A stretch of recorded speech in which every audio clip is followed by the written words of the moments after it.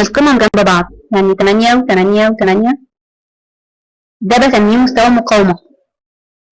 على العكس لو قلبنا الشارت هنلاقي ان مستوى الدعوم دعم ودعم ودعم، 7 و7 و7، ده مستوى دعوم. عندي ظاهرة اسمها ظاهرة كسر او اختراق للقمم او للقيام. هنا مستوى المقاومة عرفت منين؟ 8 و8 و8 تم اختراقه في المنطقة دي، حصل لي حاجة اسمها ظاهرة إعادة الاختبار، السعر فعلا بدأ يطلع شوية، وعلى فكرة ده بالتحليل الإيوتي هتلاقي إن هو عمل ويف 1 ويف 2 ويف 3، عمل إعادة اختبار وصل لحد هنا لحد نفس المستوى بتاعي بالظبط، وبدأ إن هو يرجع يستكمل صعوده مرة تانية. المستوى ده مستوى المقاومة اللي هو الخط ده، الخط ده كل ما زادت عدد زيارات السعر ليه، كل ما زاد احترام السعر ليه، كل ما ازداد قوة. بمعنى أنا لو هنا المستوى ده رسمته على 3 نقط 1 2 3، وهنا كمان حصل بعد إعادة الاختراق دي حصل إعادة اختبار في المنطقة دي، يبقى أربع زيارات لنفس الخط، ده معناه إن هو ازداد قوة. كل ما زادت عدد النقاط، يعني لو بدل الثلاثة دول 5 أو 4 هتلاقوا إن الخط ازداد قوة، كل ما زاد درجة اعتمادي عليه.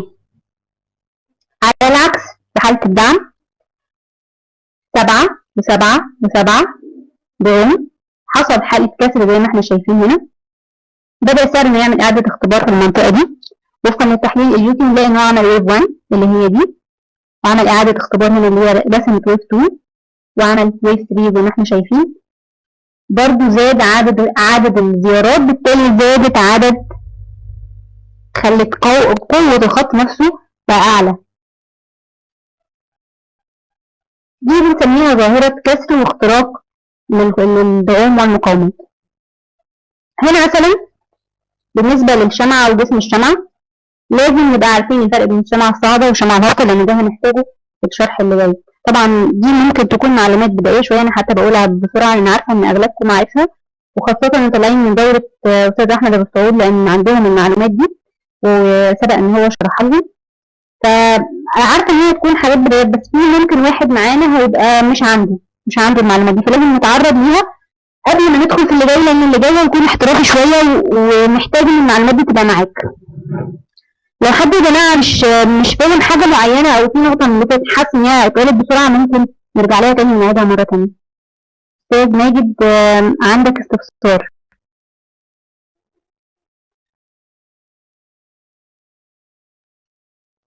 أستاذ ماجد إيه اللي مش عارفه بالظبط؟ يعني المعلومات اللي احنا بنقولها حاجات كلها بدايات.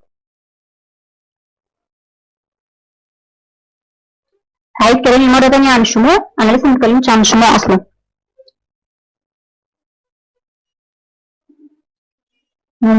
ممتاز أستاذ محمد. اوكي استاذ ماجد، احنا لسه بنتكلم في البدايات، والشموع احنا لسه ما اتكلمناش عنها اساسا. اللي فات فهمته ولا لا؟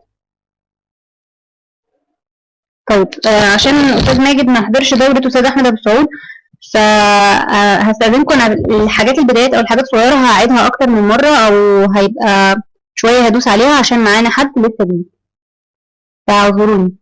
استاذ ماجد اللي فات خلاص تمام انت فاهمه ولا نعيده مره تانية؟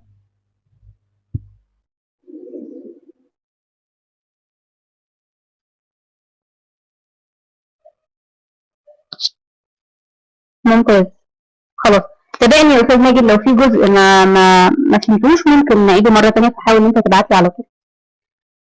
نكمل بالنسبه للشموع. عندنا ده مثلا شمعه، انت طبعا عارف ايه هي الشمعه وجسم الشمعه.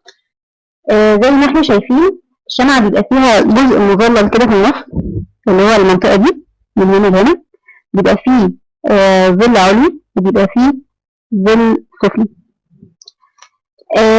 فوق هنا في المنطقة دي أكيد بتكون أعلى سعر وصل له الشمعة. طب وتحت ده بيكون أقل سعر وصل له الشمعة. بيبقى فيه حاجتين بقى، الخط اللي هو أو بداية الجسم بتاع الشمعة اللي هو الخط ده وبيبقى فيه الخط ده هنا، ده يا اما ده سعر الفتح يا اما ده سعر الاغلاق، يا اما ده سعر الفتح وده سعر الاغلاق. تعالوا نتخيل شكل الشمعة، يعني بتبقى ازاي الشمعة دي اتكونت ازاي. في حد بيطلب نوضح اكتر عن الدعم والمقاومة، فهرجع لها مرة تانية بس نخلص الجزء بتاع الشموع. عندنا هنا مثلا جسم الشمعة دي، هنتخيل ان الشمعة دي اتفتحت من المنطقة دي، من السعر ده تحديدا، وبدأ السعر ان هو يصعد يصعد يصعد يصعد يصعد، بعدين رجع في كلامه وبدأ يهبط يهبط يهبط يهبط ووصل لأدنى سعر اللي هو ده، يبقى كون النقطة دي وقف عندها. بعدها بدأ السعر انه يطلع تاني ويطلع يطلع يطلع، عدى على سعر الفتح فترك اسفله في الظل ده، بدأ ان هو يستمر في الصعود مرة تانية ويطلع يطلع يطلع يطلع يطلع يطلع يطلع لحد هنا أعلى سعر. هو كده سجل أدنى سعر لما وهو بيقبض، سجل أدنى سعر، وهو بيطلع سجل أعلى سعر في النقطة دي. وقبل ما الشمعة تقفل بحاجات بسيطة بدأ إنه يهبط يهبط، وصل لحد السعر ده اللي هو سعر الإغلاق. فبالتالي بقى السعر من هنا ده سعر الفتح، ويجي هنا سعر الإغلاق. فده معناه إيه؟ ده معناه إن دي شمعة صاعدة ولا شمعة هابطة؟ الشمعة فتحت هنا وقفلت هنا. سؤال.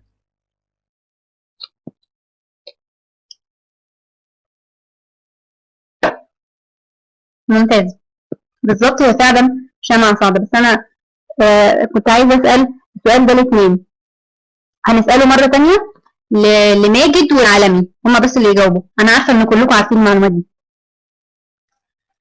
هناخد الشمعة دي، الشمعة دي اتفتحت هنا في الخط ده، هنا اهو عند الإشارة دي، عند الخط ده، وبدأت، تعالوا نتخيلها، بدأت إن هي تصعد تصعد تصعد، سجلت أعلى سعر هنا، ورجعت في كلامها بدأت إن هي تهبط تهبط تهبط تهبط تهبط تهبط لحد السعر ده، سجلت هنا أدنى سعر وفوق كان أعلى سعر، بعد كده بدأت تطلع تاني وقفلت في السعر ده، يعني هنا كان سعر الفتح وهنا كان سعر الإغلاق. فبالتالي الشمعة دي كانت صاعدة ولا هابطة؟ سؤالي الماجد والعالمي. هابطة بالظبط. أستاذ ماجد أنت معانا؟ أستاذ ماجد حول، هل تسمعني؟ هابطة بالظبط. لا مش بناء على اللون، أنا ماليش دعوة باللون دلوقتي، احنا دلوقتي مش عايزين نبص للون، احنا عايزين نبص للأسعار. تمام؟ أنا ببص لسعر الفتح وسعر الإغلاق، بعيد عن الظلال، أنا ببص لسعر الفتح وسعر الإغلاق، سعر الفتح بتاعها كان هنا، سعر الإغلاق بتاعها كان هنا، يبقى ده معناه إن هي شمعة هابطة. هنرجع لمثال تاني بس لما نطلع للدعم والمقاومة مرة تانية، أنا في حد طلب إن احنا نعيد الدعم والمقاومة. احنا بنقول إن المقاومة بتتكون من مجموعة من القمم، والدعم بيتكون من مجموعة من القيعان. رقم واحد لازم نعرف ايه هي القمة. سهلنا عليكم وشبهنا القمة دي بان هي 8، رقم 8 مكتوب بالعربي. 8 دي عبارة عن ايه؟ عن ضلع كده وضلع كده، في النص النقطة دي. النقطة دي لو احنا بالشموع بتبقى شمعة عالية شوية عن الشمعتين اللي على اليمين وعلى الشمال، عن الشمعة اللي هنا وعن الشمعة اللي هنا، كونت لي شكل شبه ال8 زي ما احنا شايفين، دي بنسميها قمة.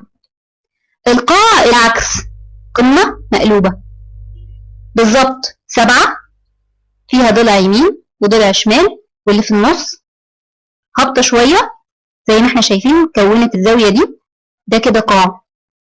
كده احنا عرفنا ايه هي القمة وايه هي القاع.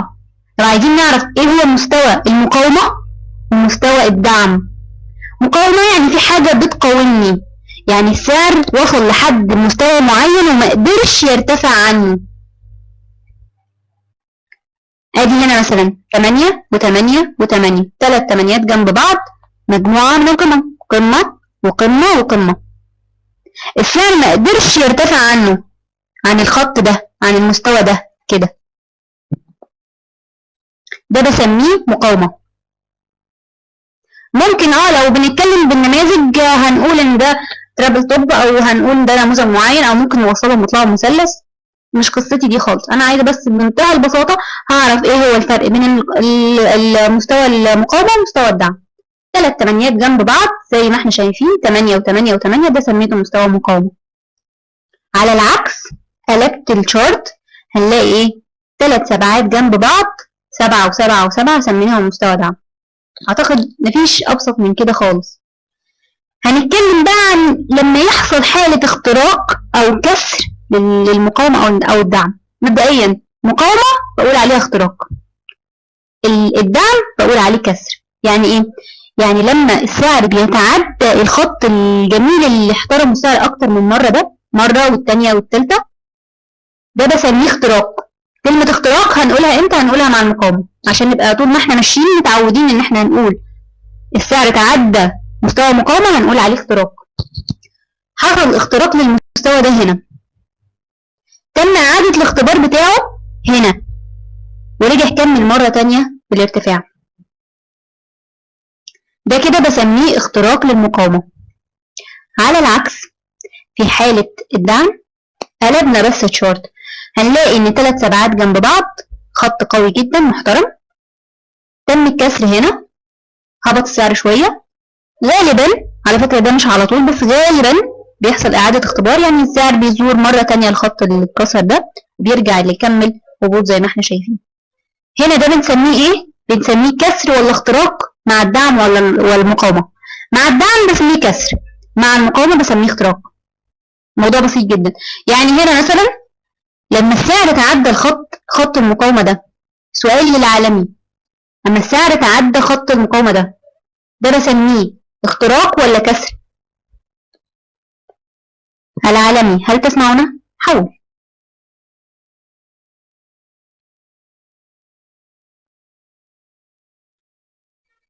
في الحالة اللي احنا فيها دلوقتي دي هنسميه كسر ولا اختراق؟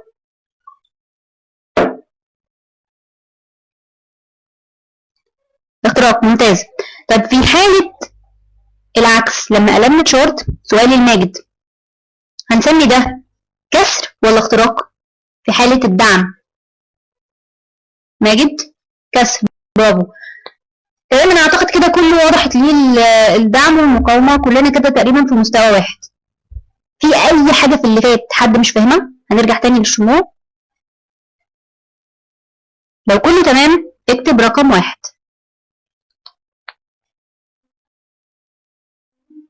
تمام، ممتاز. عايزين نرجع مرة تانية للشموع. لو افترضنا ان عندنا شمعة زي دي، سعر الفتح بتاعها كان 121 في المنطقة دي، سعر الإغلاق بتاعها كان 123 في المنطقة دي. هل الشمعة دي صاعدة أم هابطة؟ الإجابة للجميع.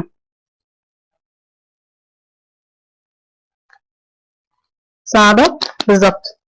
طيب لو افترضنا ان عندنا شمعة تانية سعر الفتح بتاعها كان 125 وسعر الإغلاق كان 124، الإجابة هل هي صاعدة أم هابطة؟ برافو، أول واحد أستاذ نايف. تمام. لو افترضنا ان عندنا شمعة سعر الفتح بتاعها كان 1.4500، سعر الإغلاق كان 1.5000، هل هي صعبة أم هابطة؟ صعبة. أعتقد إن إحنا دلوقتي نقدر نفرق بين أي شمعة بعيد عن الألوان، هنشوف هي صعبة ولا هابطة ونقدر نتكلم عنها بسهولة. تمام؟ هندخل بقى دلوقتي بجزء أكتر حرفية اللي هو علاقة السعر بالزمن.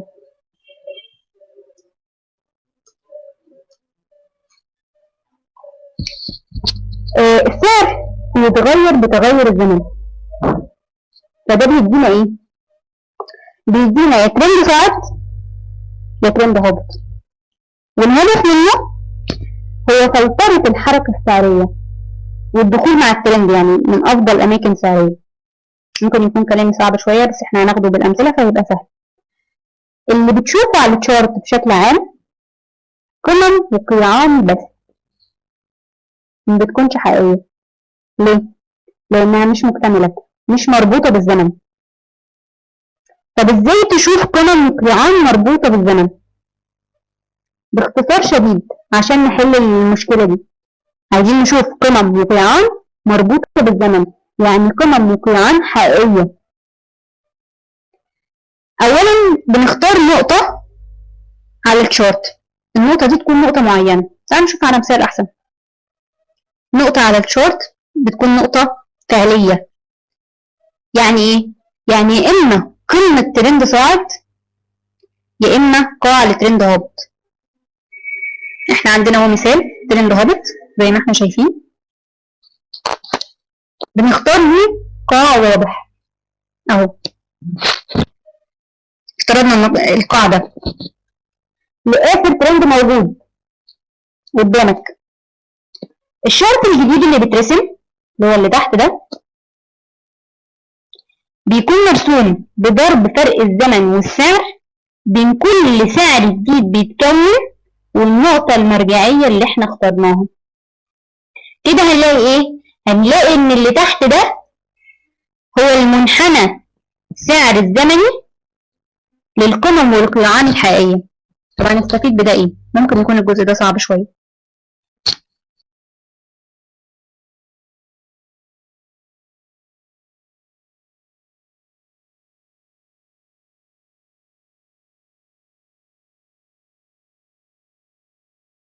هنستفيد بده ان احنا نقدر نحدد قاع وقمة حقيقيين على الشارت دلوقتي حالا. فبالتالي مثلا انا عندي على ترند هابط اهو، انا هحدد القاع الواضح ده اللي هو اخر قاع، واللي بناء عليه انا في السعر ده دلوقتي انا هنا هقدر احدد انا هكمل بيع ولا هشتري. دي على فكرة حاجة ده اسلوب من اساليب الفلترة، يعني انا مش بستخدم ده بس، لا دي لوحدها مصيبة، بس انا باخد دي كحاجة كأسلوب من اساليب الفلترة. يعني تخيلوا مدى الدقة اللي احنا نبقى فيها هتبقى ازاي. ادي هنا انا في اتجاه هابط زي ما احنا شايفين، واخترت قاع. لا المؤشر ده معمول، المؤشر هتاخده بس في الدورة بعد كده. احنا دلوقتي بنتكلم بشكل عام احنا هنوصل لايه، هنوصل لاي مرحلة. شوف لما نستخدم اسلوب زي ده في الفلترة، فما بالك لما تدخل بسيستم من الاول ممتاز.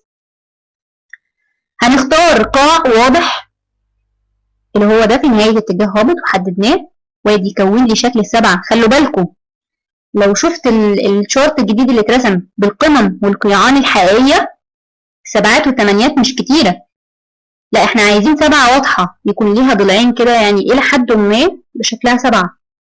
خدنا قاع واضح زي ما انت شايف هنا، هنرسم خط على القاع ده.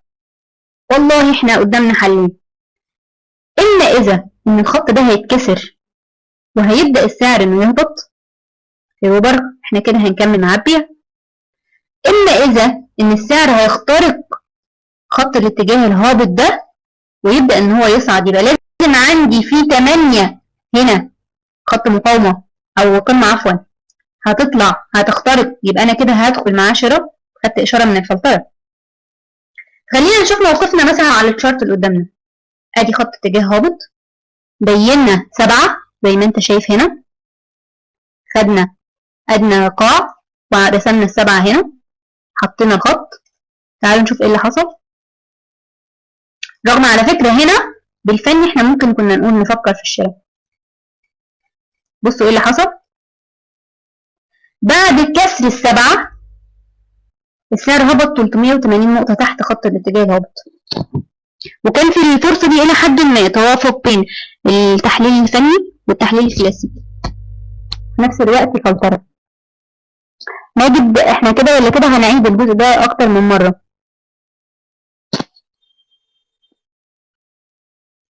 لحظة أقرأ بس في حاجات مبعوثة. سعر الفتح والإغلاق يا ماجد بيبان من المنصة اللي أنت بتشتغل عليها، سواء كنت في السوق السعودي سواء كنت في سوق العملات، بيبان سعر الفتح وسعر الإغلاق.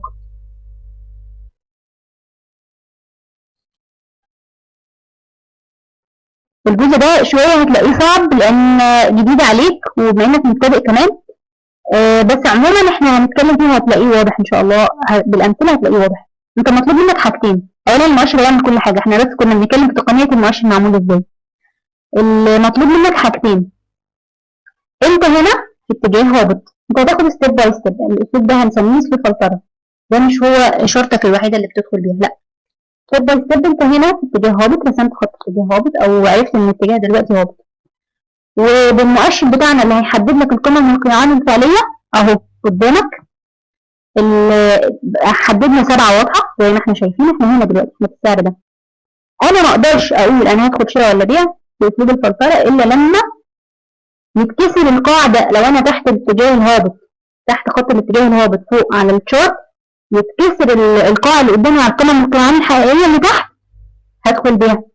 والله حصل العكس هدخل شراء. هنشوف ده دلوقتي قدامنا فرص كتيره. حددنا ال7 الواضحه هنا بمنتهى البساطه على المؤشر ده، احنا حددنا ال7 الواضحه. لما اتكسرت زي ما احنا شايفين هنا، لما اتكسرت بدأ السعر انه يهبط بشكل كبير جدا زي ما احنا شايفين. هبط تقريبا 380 نقطة،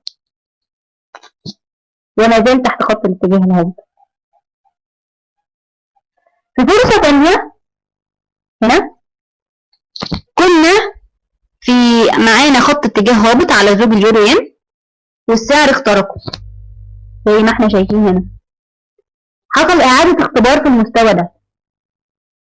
حد كده أنا قدامي فرصة شراء، مش هفكر إلا بده، إلا إني باستخدام الأسلوب الجديد اللي احنا استخدمناه ده اللي هو أسلوب الفلترة، بدأنا إن احنا نحدد أقرب 8 واضحة أهي، ورسمنا الخط.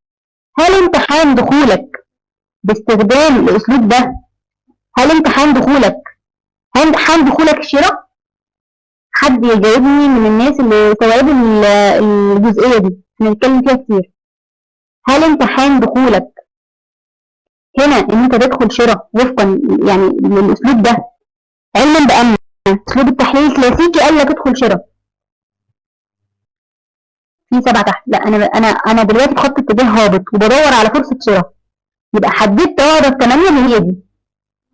هل امتحان دخولك شراء؟ حاول.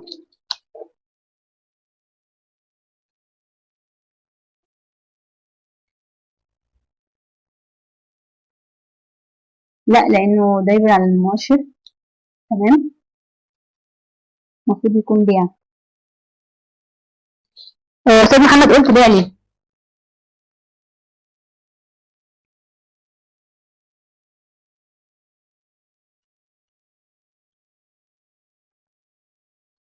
لم تتاكد، هي 8 لسه لم تخترق بالظبط. ال8 انا لسه ما حصلش اختراق، بالتالي انا دخولي مش شراء خالص دلوقتي، ما فيش اي تفكير للشراء.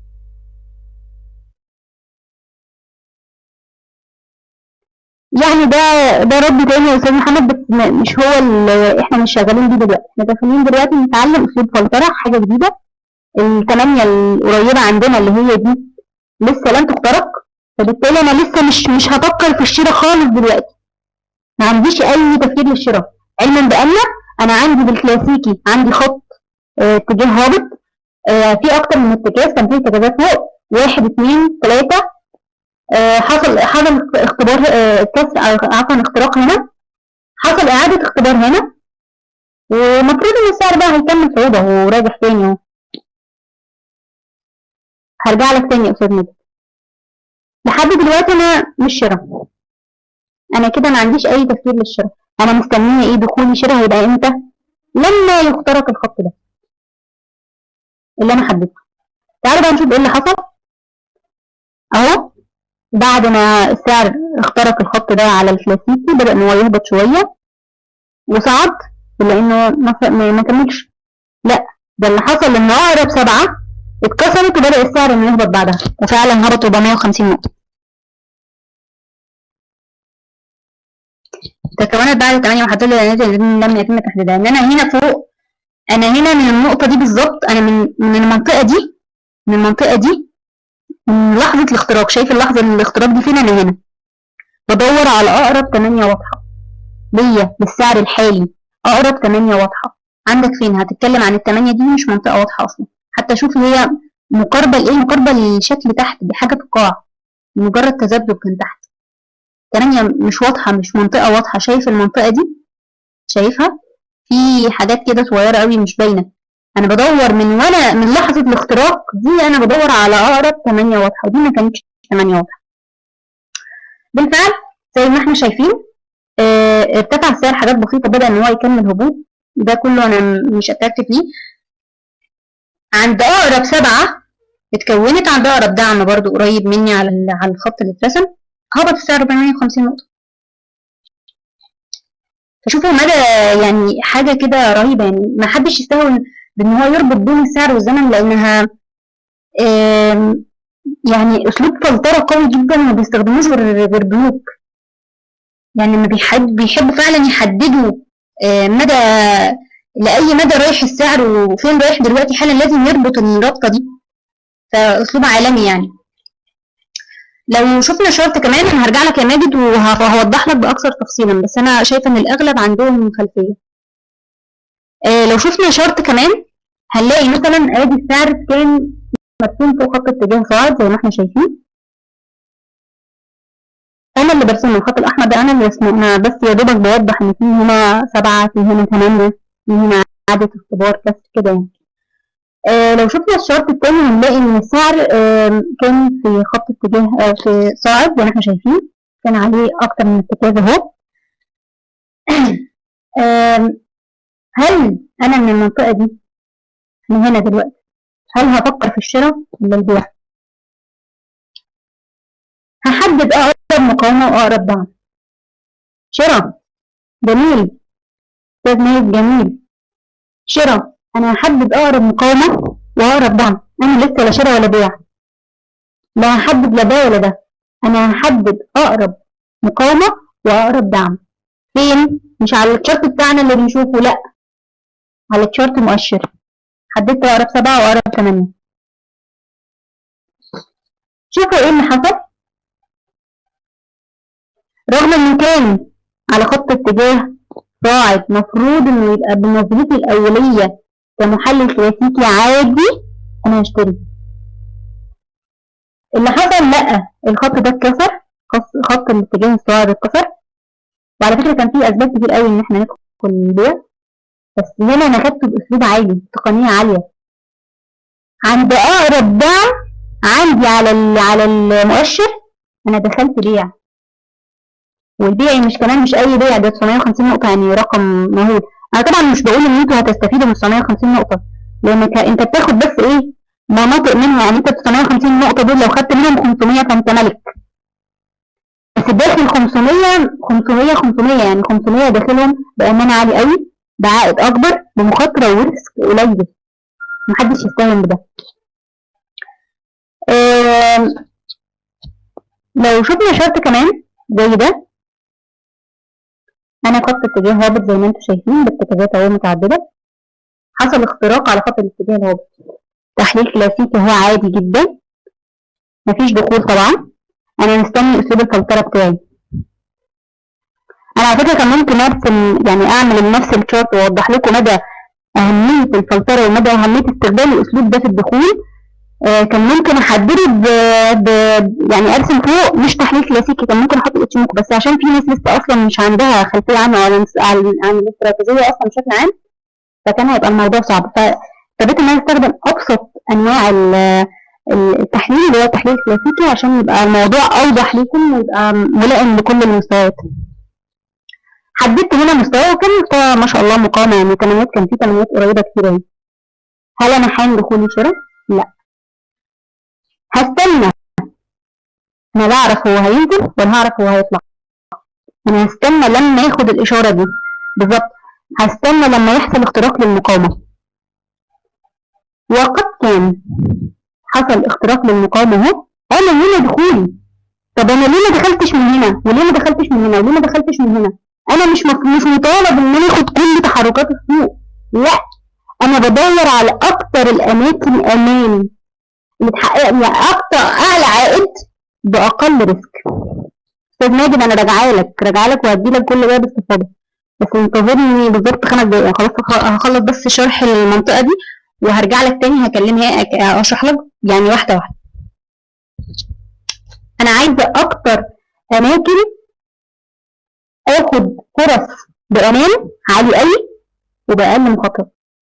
انا مش عايزه تحركات السوق كلها ومش عايزه اخد كل حاجه، لا انا عايزه بس احافظ على نفسي وفي نفس الوقت اخد فرص درجه امان عاليه. يعني من كل 10 فرص لما تاخد 7 ل 8 فرص ناجحه فانت رائع، انت كده حققت حاجه ناس كتير مش عارفين تحققها.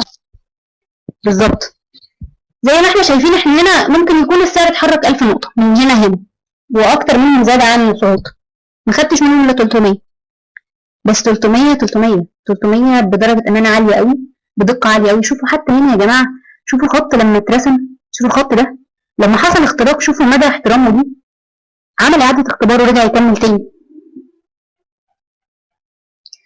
مثلا فرصه زي دي انا المفروض في خط اتجاه صاعد والسعر هو عامل اكتر من ارتكاز، ما اقدرش اقول بيع ولا شراء باستخدام الفلتره.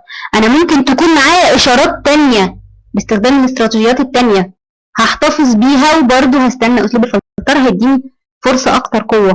طول ما انت ماشي هتبقى معاك اشارات قويه وفرصه اكتر قوه.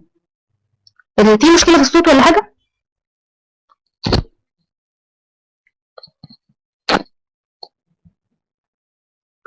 مش شرط على فكره، في فريمات كتير هتلاقي 4 و5 و6 وكل الساعات، مش هتلاقي ساعه معينه. انا هرجع لك يا استاذ ماجد يعني واحده واحده كده وهنتكلم بالراحه وصدقني هتفهم ان شاء الله.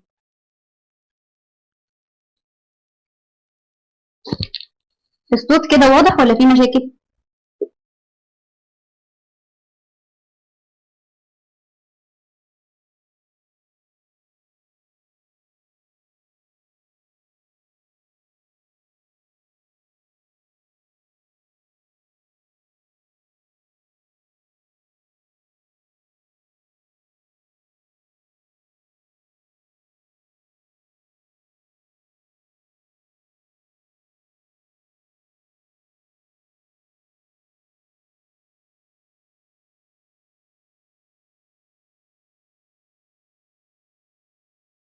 قبل ما ناخد المثال ده عايزه ماجد والعالمي واحده واحده كده هنزعجكم 15 دقايق.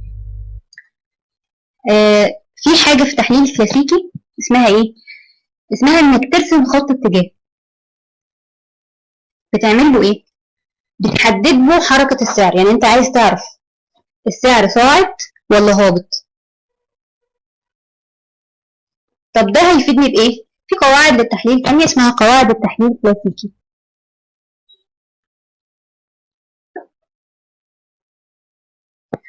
القاعدة الأولى لما يبقى عندك هنا زي ما انت شايف القمم اللي احنا كنا بنتكلم عنها التمانيات بشكل نازل، يعني التمانيات أقل من بعض. 8 هنا أقل من التمانية دي، أقل من التمانية دي، أقل من التمانية دي. انت ماشي طبعا في الشرط من ورا لقدام، يعني ماشي من هنا لهنا. عندك خط اتجاه هابط زي ما انت شايف ده. مطلوب منك ايه؟ مطلوب منك حاجتين، ان انت تحدد انت على شرط صاعد ولا شرط هابط، السعر بيهبط ولا بيصعد.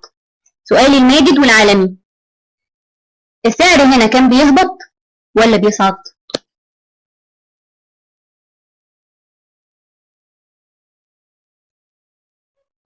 بيهبط. ممتاز.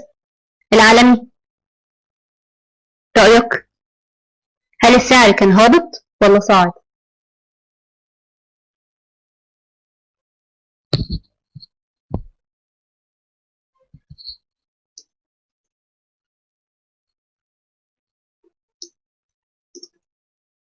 العالمي هل تسمعنا؟ حول. بيهبط. هايل. المطلوب منك ان انت تعرف السعر بيهبط او بيصعد وتبص على الشرط اللي تحت ده. ده طبعا هنعرف بعد كده هركبته ازاي وعملته ازاي وهتاخده المؤشر وكل حاجه. هيبقى عندك المؤشر ده هتحدد عليه. انا دلوقتي في شرط، معايا شرط السعر فيه بيهبط، هتحدد عليه انا في السعر ده اخر 7 متكونه، اخر قاع متكون اخر 7 متكونه كانت اهي، واضحه خالص. هرسم خط افقي اللي هو الخط الاحمر ده، هترسمه عندك وهتستنى حاجه من اتنين، اما ان السعر هيكسر الخط ده ويهبط، يبقى انت دخولك هيبقى بيع، وده هيبقى اسلوب فلتره، يعني ده مش هتبقى اشارتك الاساسيه، دي هتبقى حاجه كده بتستخدمها في الاخر، يعني بعد ما تكون خلاص ظبطت استراتيجياتك واشاراتك والكلام ده كله، هتستخدم اخر اسلوب اللي هو اسلوب الفلتره، اللي هو خلاص بقى انت هتدخل ايه، يعني انت عندك 3 4 فرص وبتختار هتدخل ايه منهم، وهتدخلها ايه، شراء ولا بيع. تمام، احنا حددنا اخر 7 اهي ورسمنا الخط، ومستنيين ان السعر يا اما هيكسرها ويهبط، يا اما هيحصل حاجه تانية. الحاجه التانية هنشوف بقى هنعمل معاها ايه، بس احنا لحد اللحظه اللي احنا فيها احنا تحت خط اتجاه هابط، يعني السعر هابط، ودايما الترند ده صديقه يعني معاك، السعر تحت اتجاه هابط فاحنا خط اتجاه هابط، السعر مع اتجاه صاعد احنا مع اتجاه صاعد، احنا بنشتري، يبقى السعر احنا شايفين خط الاتجاه كده بيهبط، يبقى احنا كده بيع الى ان يثبت العكس، بس مش هندخل بيع، احنا بس بنقول هو صاعد ولا هابط. الرسمه اللي فوق مختلفه عن اللي تحت، اللي فوق ده سعر المنصه، واللي تحت ده حاجه تانية خالص، عباره عن مؤشر مرسوم بيحدد لك بيرسم لك القمم والقيعان الحقيقيه، يعني بيرسم لك الاسعار الحقيقيه، معمول بمعادله بتربط بين السعر والزمن، حاجه اكتر تقنيه مش مطلوب منك ان انت تعرفها، يعني احنا بنقولها كده كمعلومه للي حابب ان هو يوسع معلوماته، بس يعني مش هتبقى حاجه ظريفه، يعني مش هي دي الحاجه اللي انا حابه ان انت تزود عليها او تفهمها قوي. انت مطلوب منك ستيب باي ستيب، انت مطلوب منك ان انت تحدد السعر هابط ولا صاعد. السعر هنا كان هابط، جميل، احنا عندنا حالتين، السعر يا هابط يا صاعد، السعر هنا كان هابط، بتحدد اقرب 7 واضحه اللي هي دي على الشارت اللي تحت، بتحدد اقرب 7 واضحه، في حاله ان السعر كسر ال7 الواضحه دي فاحنا بيع، في حاله ان السعر ما كسرهاش احنا ما عندناش دخول شراء دلوقتي الا لما يحصل حالات تانية هنتعرض ليها دلوقتي. طيب تعالوا نشوف ايه اللي حصل، السعر اتكسر ال7 اللي احنا حددناهم، يبقى ده معناه ايه؟ معناه ان احنا من السعر ده تحديدا، من المنطقه دي من بعد كسر الخط احنا مع البيع يا جماعه، لحد دلوقتي احنا مع البيع، بنأيد فرص البيع، وفعلا السعر هبط اهو 380 نقطه، مش قليل، عدد كويس جدا. طيب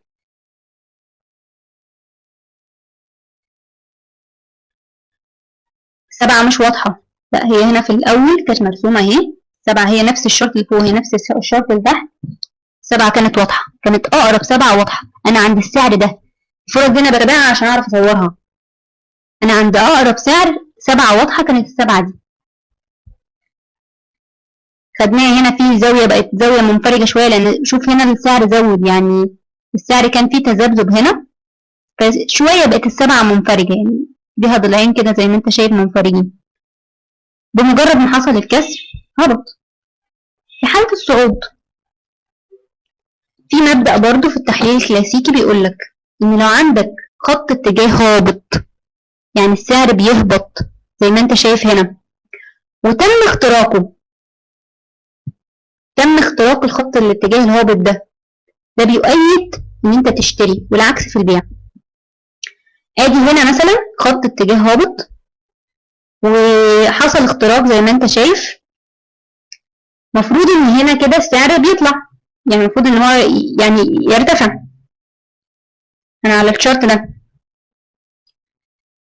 وفقا للتحليل الكلاسيكي، الا اني انا اول ما حصل الاختراق هنا على الشارت ده في التحليل الكلاسيكي لسه لم تحن عملية الشراء بالنسبة لي. ليه؟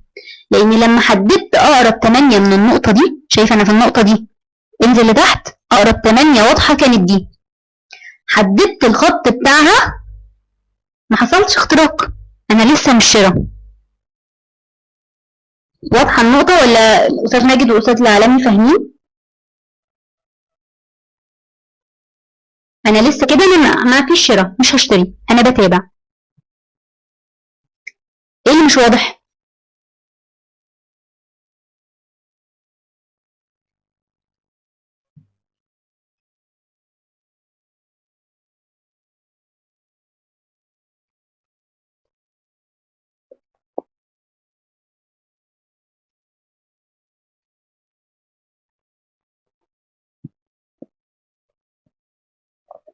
الرسمة اللي تحت.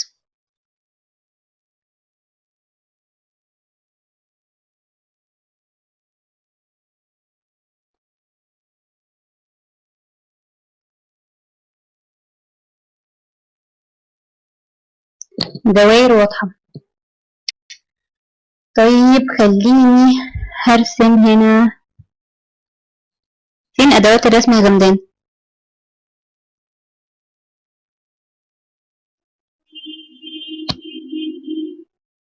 مم.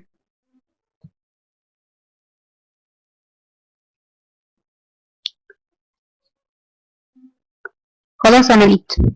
تمام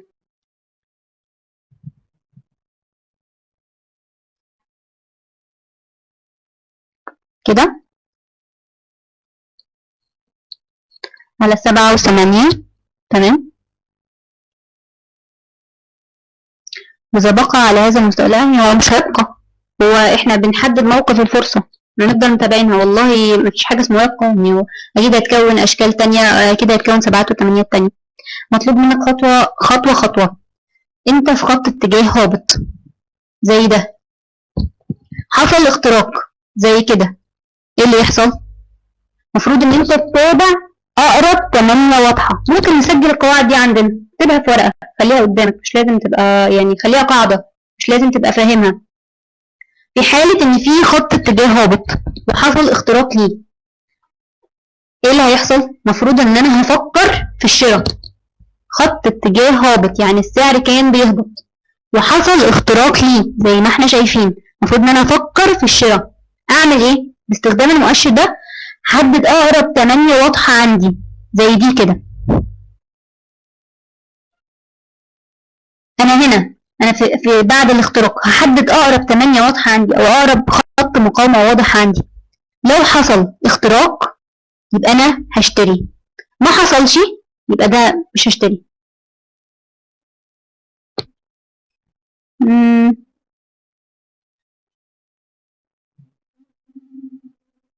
هو مش غموض، انا حابة بس الناس تستفيد، اعتقد دي حاجة جديدة يعني مش كل الناس عارفينها، و... وهنتكلم في الموضوع ده بأكثر استفاضة. ماجد أنا هديلك محاضرة يوم الأربعاء قبل المحاضرة الأساسية، لو حد حابب يحضر معاه يوم الأربعاء الساعة 6:30. أنا هديلك محاضرة في تحديد الفرق بين الخط الاتجاه الهابط والصاعد عشان الوقت ما يضيعش. أنت المفروض تعرف الفرق بين حاجتين، إيه خط الاتجاه الهابط والصاعد، تعرفهم كلاسيكيا الأول عشان تعرف توصل لمستواهم. ماجد والعالمي ممكن تدخلوا يوم الأربعاء الساعة 6:30، تواصلوا مع الرقم على الواتساب. يوم الأربعاء 6:30 هديكم محاضرة هنعرف فيها قواعد التحليل الكلاسيكي عشان تدخل على المرحلة اللي بعد كده فاهم. يعني قبل المحاضرة الأساسية هتدخلوا الأربعاء 6:30، هنقعد ساعتين وبعد كده ندخل في المحاضرة الأساسية. العفو العفو. فهستأذنكم نرجع علشان فعلا الوقت هيضيع منا، والمحاضرة النهاردة دسمة شوية وفيها معلومات جديدة أنا حابة إن الناس تستفيد، فهنرجع نكمل تاني. احنا وصلنا لأي شرط؟ وصلنا للشرط ده الباقيين؟ وصلنا لحد الفرصة دي. العفو. دول بقى اسمه ايه؟ يا ريت تدخلوا بأسمائكم الحقيقية، يعني أنا ينفع أندهلك دال؟ مينفعش. أو الأستاذ دال؟ دكتور عدنان، صح كده؟ أهلا بيك. عندنا مثلا فرصة زي دي، ادي خط الاتجاه الصاعد، في هنا أكتر من ارتكاز زي ما احنا شايفين، ارتكاز 1، ارتكاز 2، ارتكاز 3، انا هنا، انا في اخر سعر في الشارت قدامي، انا هنا، انا مش عارفه انا شراء ولا بيع، بس بالكلاسيكي انا بقول ان ما ينفعش اشتري الا اذا اداني اشاره من المؤشر. بالكلاسيكي انا شراء، انا المفروض على خط اتجاه صاعد. اهلا بيكي العالمي. طب ما تقول لنا اسمك الحقيقي برضه، ويا ريت المحاضره الجايه ما حدش يدخل بالرموز، ادخلوا باسمائكم عشان نعرف حتى نتناقش. انا لحد هنا انا ما اقدرش ادخل لا شراء ولا بيع الا لما اشوف بالفلتره. بالفلتره انا حددت مستوى مقاومه، مش 8 بس، انا خدت اعلى 8 واضحه اهي، وحددت مستوى مقاومه.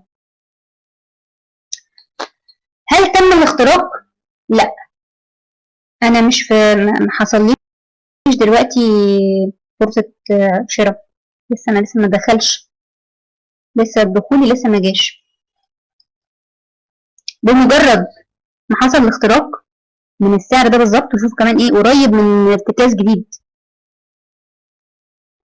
بدأ السعر انه يستكمل ارتفاعه زي ما انتم شايفين. طب هيطلع قد ايه؟ طلع 750 نقطة، وما زال على خط تحت، يعني فوق خط الاتجاه الصاعد. اهلا بيك يا استاذ محمد. لاحظوا على فكرة، شوفوا هنا علشان بس تاخدوا بالكم من النقطة، انت اللي حاسس ان التمانيات هنا ما كانتش واضحة، انا عشان صغرت الشارت بدأ ان هو يبان صغير شوية، يعني بدأ الخط يبان خط متذبذب، وهو الخط قريب، التمانيات اكثر وضوحا. شايف هنا نفس التمانيات دي هي نفس التمانيات دي، نفس مستوى المقاومة دي هو نفس مستوى المقاومة ده. صعد السعر 750 نقطة، مش قليل، رقم كبير. طيب تعالوا هنا مثلا سؤال، انا دلوقتي فوق خط اتجاه صاعد زي ما انتم شايفين، في المنطقة دي تحديدا، انا هنا، انا عند الخط الاحمر ده، في المنطقة دي تحديدا في مستوى اهو اتكون وتم اختراقه، وحصل اعادة اختبار زي ما انت شايف. هل انا هدخل شراء ولا بيع؟ علما بان انا حتى هذا الخط الاحمر انا ما عنديش 8 قريبة، يعني 8 قريبة في الشكل. سؤالي، هل انا فرصة بيع ام شراء؟ اكبر غلط، انا ما قلتش بيع على فكرة، لا مش بيع، انا لا هقول بيع ولا شراء، انا بقول انا موقفي ايه في الخط ده، انتظار الى ان يثبت قدامي، حتى لو ثبت العكس هدخل بيع، انما ما ينفعش، لا انا لا هقول لا بيع ولا شراء، انا عايز اشوف موقفي ايه هنا، انا فين، انا فرصة ايه بالظبط. هنتابع نشوف ايه اللي هيحصل، هنتابع نشوف هل انا في فرصة بيع ولا فرصة شراء. الدرس ده متسجل وهتلاقيه مع فريق التسويق هيدولك، المحاضرة كلها متسجلة، وأثناء الدورة أنت ليك مرتين بس هتغيب فيهم، بس يكونوا طبعا بعذر، هيتليك برضو إن أنت تاخد تسجيل محاضرتين من ضمن الدورة. في الحيرة ننتظر الفرصة بالظبط. طب تعالوا نشوف ايه اللي حصل، رغم ان انا يعني بالشكل كده انا كان ممكن افكر بالشراء، ان تم اختراق خط اهو وانا كنت فوق خط اتجاه صاعد، ما عنديش 8 واضحة حتى الآن. أنا حتى الآن بالكلاسيكي هيقول لك شراء، حتى الآن، حتى هنا، حتى لما حددت أقرب 8 واضحة هنا ما دخليش، مفيش دخول، مفيش دخول واضح، دخول الواضح باختراق خط ال8 دي لسه أنا لحد دلوقتي مفيش دخول. قد كان أستاذ علي، برافو عليك، نظرتك الأولية اللي حصل إن السعر انعكس وبدأ فعلا إن هو يهبط، بيع بالظبط، السعر انعكس وبدأ فعلا إن هو يهبط، وأتمنى إن الأسبوع الجديد ده يكون فاتكم، وإحنا هناخده بأكتر تعمقا في الدورة، هيعجبكم جدا.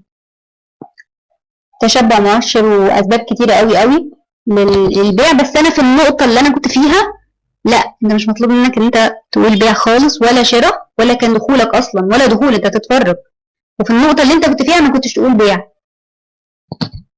أستاذ علي ثانك يو، ميرسي جدا. في بس عندي كام سؤال وبعد كده هتاخدوا بريك. أستاذ سعود.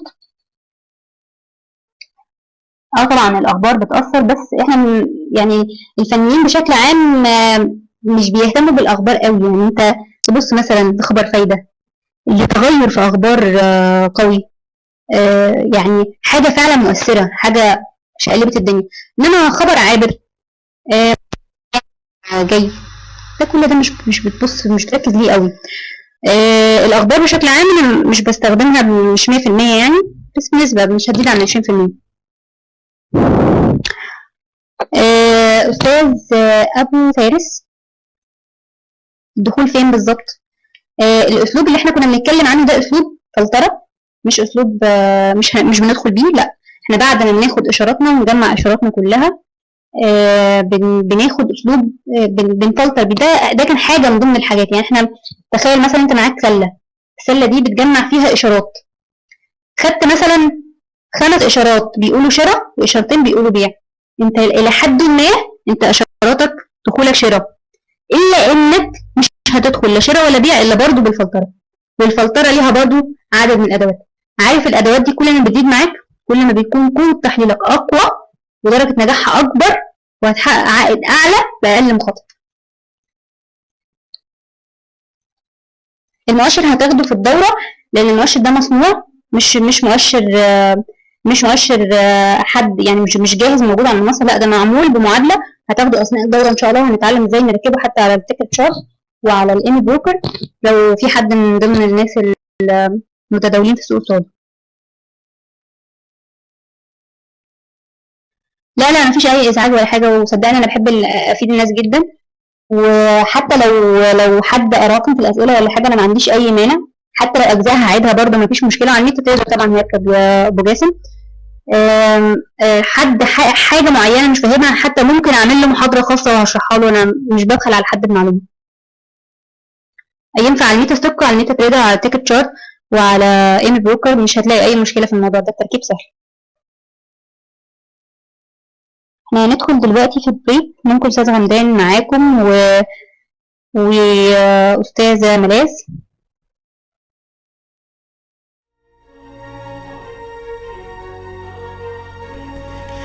الآن بأكاديمية خبراء المال الإلكترونية يحترف مهارات وفن التداول على أيدي أقوى الخبراء بالوطن العربي، واقتنص الفرصة للانضمام لإحدى الدورات القادمة.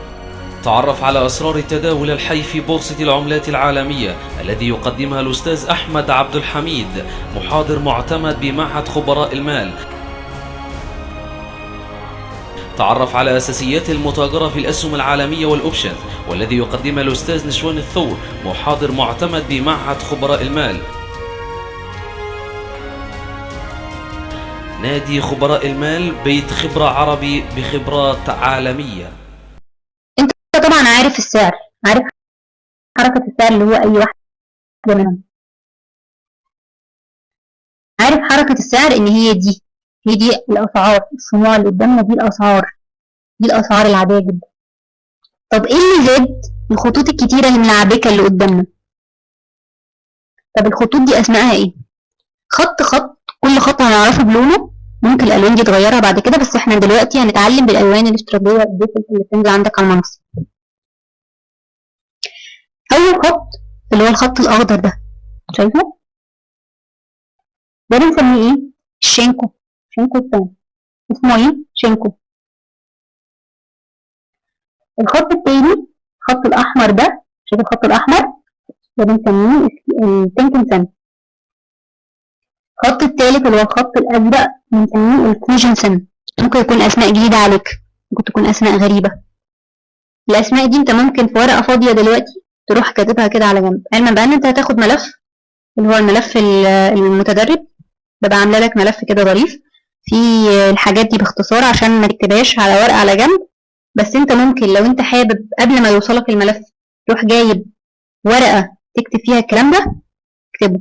أنا في حد يا جماعة عايز أسأل عليه، أستاذ باسم، أنت معانا؟ أستاذ باسم حاول، هل تسمعني؟ جيد، تمام. حسيت مش متفاعل معانا، في حاجة واقعة منك؟ الأسماء هنكتبها وهتاخدها مكتوبة. أنا حاساك قلقان بس ما تخافش إن شاء الله خير.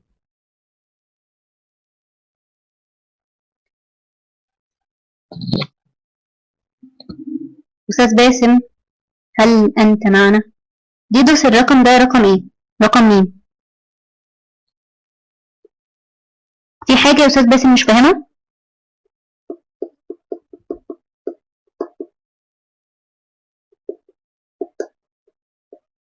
فاهم. very good. الرقم ده للأستاذ غمدان؟ معقولة رجع مصر؟ ده رقمك يعني ولا إيه؟ ده رقمك.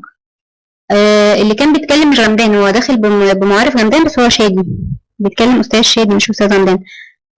بص ديدوس حاول الأرقام تبعتها على الواتساب. معلش يا شادي استاذنك تكلمه على الواتساب بس بلاش نكتب الأرقام على الواتس على الشات.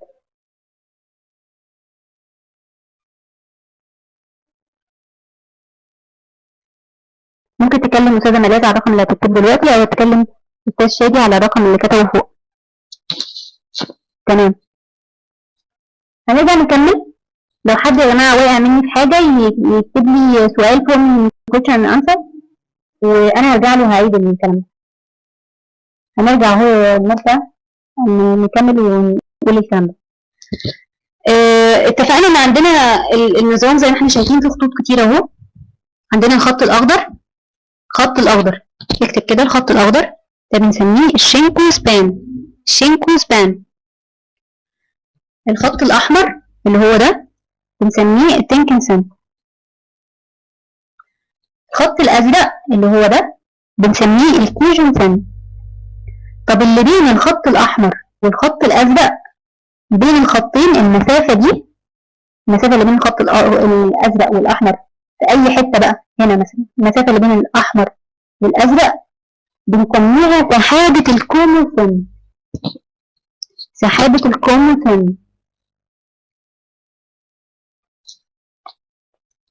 تمام لحد كده؟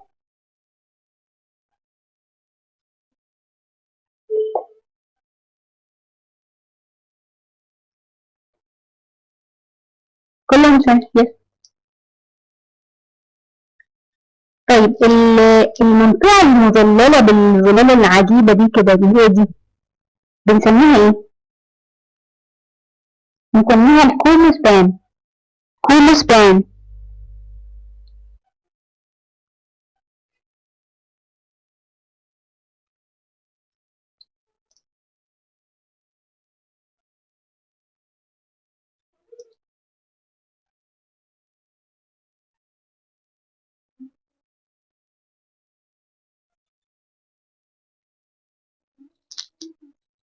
أستاذ العالمي تواصل مع شادي أو ملاذ على الأرقام دي. في رقم ملاذ أهو في رقم شادي. تواصل معاهم وهم إن شاء الله هيساعدوك. إعدادات المؤشر هتكون ديفولت والخطوط كلها زي بعض. هنرجع بقى لمعادلة المؤشر دي هنتكلم فيها بس أنا برضو عشان مش حابة في حد يقع مني. السحابة دي الخطين الأخرانيين اللي هما الخطوط المستويات دي. السحابة فيها خطين، خط فوق وخط تحت. خط A اللي هو الأعلى والأسفل هنسميه خط B أو خط أ وب.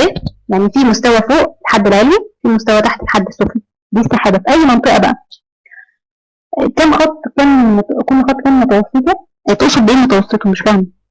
احنا هنتكلم في معادلة الخط دلوقتي. أستاذ المبدع ممكن اسمك الحقيقي حتى لو الاسم الأول؟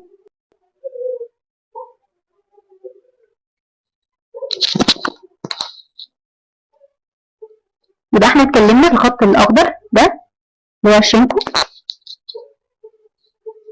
الخط الأحمر اللي هو التنكن سن والكيجن الخط الأزرق واللي ما بينهم اسمه الكوموسن. عندي المنطقة المظللة دي اسمها السحابة السعرية بنسميها الكوموسبان. كوموسبان. الخط اللي فوق ده بنسميه الخط A، والخط اللي تحت ده بنسميه خط B، ألف وب لو أنت بالعربي.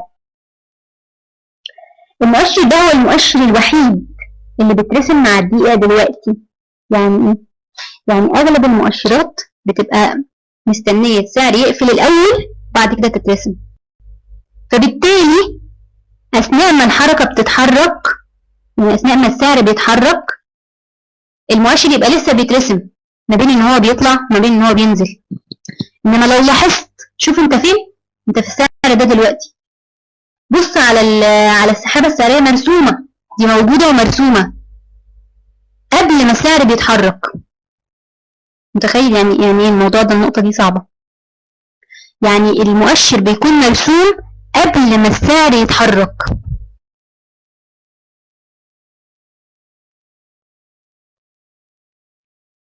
تصوير الاعدادات بالموبايل يعني ازاي؟ انت تقصد يعني ليك انت هتاخد ملف فيه الكلام ده كله، بس انت لو حابب تبقى اب تو ديت معايا ممكن تكتب الكلام ده في ورقة معاك، منه هتبقى ترفرش المعلومة في عقلك، وفي نفس الوقت هتاخدها بعد كده جاهزة. المؤشر ده هو المؤشر الوحيد اللي بيترسم أثناء ما الحركة بتتحرك، بيبقى هو مرسوم. ما شاء الله ما شاء الله أستاذ ماجد، يعني أنت كده عديت. من الواضح إن السعر فعلا بيرتفع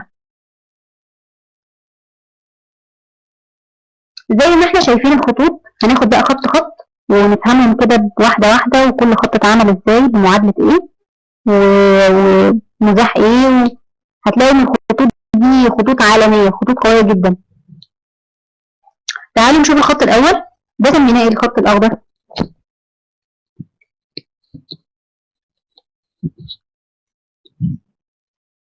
الخط الأخضر سميناه ايه؟ كوموسن. أستاذ ماجد مش بتكتب. الكوموسبان، شينكوسبان، برافو. الكوموسبان اللي هي المسافة اللي بين الكيجن سن والتنكن سن، الخط ده اسمه شينكوسبان. شينكوسبان الخط الأخضر. الخط ده اتعمل ازاي؟ مش مهم بالنسبة لك يا أستاذ ماجد انت تبقى عارفه، بس في ناس عندها معلومات قبل كده ممكن تبقى مستوعباه أو هتفهمه أو هتحس بمدى خطورة الخط ده لما تعرف هو بيتكون من ايه. أنا بديها معلومة. خط الشينكوسبان ده عبارة عن موفينج افريج، متوسط حسابي لشمعة واحدة مزاح للخلف 26 شمعة. طب تعالوا نحط الموفينج افريج، فترة البريود هتبقى شمعة واحدة، شيفت -26 مزاح للخلف 26، وتعالوا ننزله على الشارت. بص طلع ايه؟ نفس الشارت بالظبط اهو، نفس الخط بالظبط اللي هو الشينكوسبان فوق. بص فوق الشينكوسبان اهو مزاح للخلف 26 شمعة، نفس الخط اللي هو الموفينج افريج لما عملناه مزاح للخلف 26 شمعة. لو جربت عندك في المنصة بالكلام ده هتلاقي ان هيترسم عندك بنفس الخط. طب انتوا عارفين ده معناه ايه؟ معناه ان الشينكوسبان اي اشارة منه هتديلك اشارة من خط اتجاه عمره مش هيكون اقل من 26 شمعة. الاعدادات زي ما انت شايف كده، انا ما غيرتش اي حاجة. عملت الموفينج افريج سيمبل وابلاي تو كلوز والبيريود 1 والشيفت سالب 26. ما عملتش اي حاجة، زي ما انت شايف كده. صورها عندك وجرب على المنصة هتلاقي ان زي ما بقول لك، هتلاقي الشينكوسبان بالظبط زي الموفينج افريج 26 مزاح للخلف. دقيقة بس يا جماعة.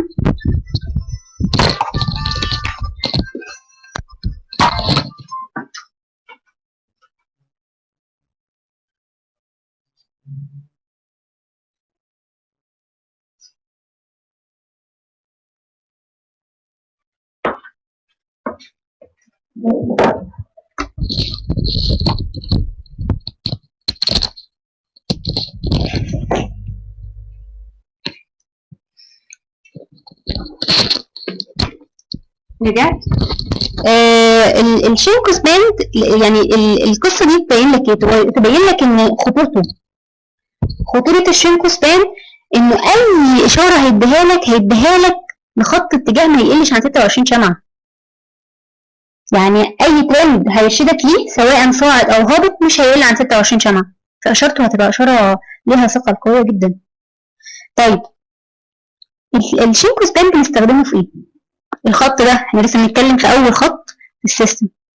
الخط ده ممكن يعرفك اذا كان السعر صاعد في اتجاه، يعني هو دلوقتي صاعد او هابط او متذبذب.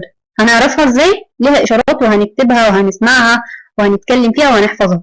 يعني بمجرد تواجد السعر فوق الخط ده ليه معنى، وبمجرد تقاطع السعر مع الخط ده ليه معنى، وبمجرد تواجد السعر تحت الخط ده ليه معنى. هو السيستم كده، هو المزاح للخلف 26 شمعة. الخط نفسه انا بوري لك بس الخطوط معموله ازاي، انما السيستم نفسه محطوط قدامك اهو. خط الشينكو سبان اهو كان لوحده، شايف احنا جبناه لوحده بس هو موجود ضمن السيستم كله زي ما انت شايف اهو مع كل الخطوط. احنا خدنا الخط ده لوحده وبدانا نشوف بقى المعادله بتاعته، نتعرف عليه اكتر ونعرف جاي ازاي، واكتشفنا ان هو نفس خط الموفينج افريج بس مزاح للخلف 26 سنه. استاذ ماجد معايا؟ استاذ ماجد حاول حد كده الدنيا واضحه. في حاجه واقفه قدامك حد كده؟ انا بتكلم في معلومات.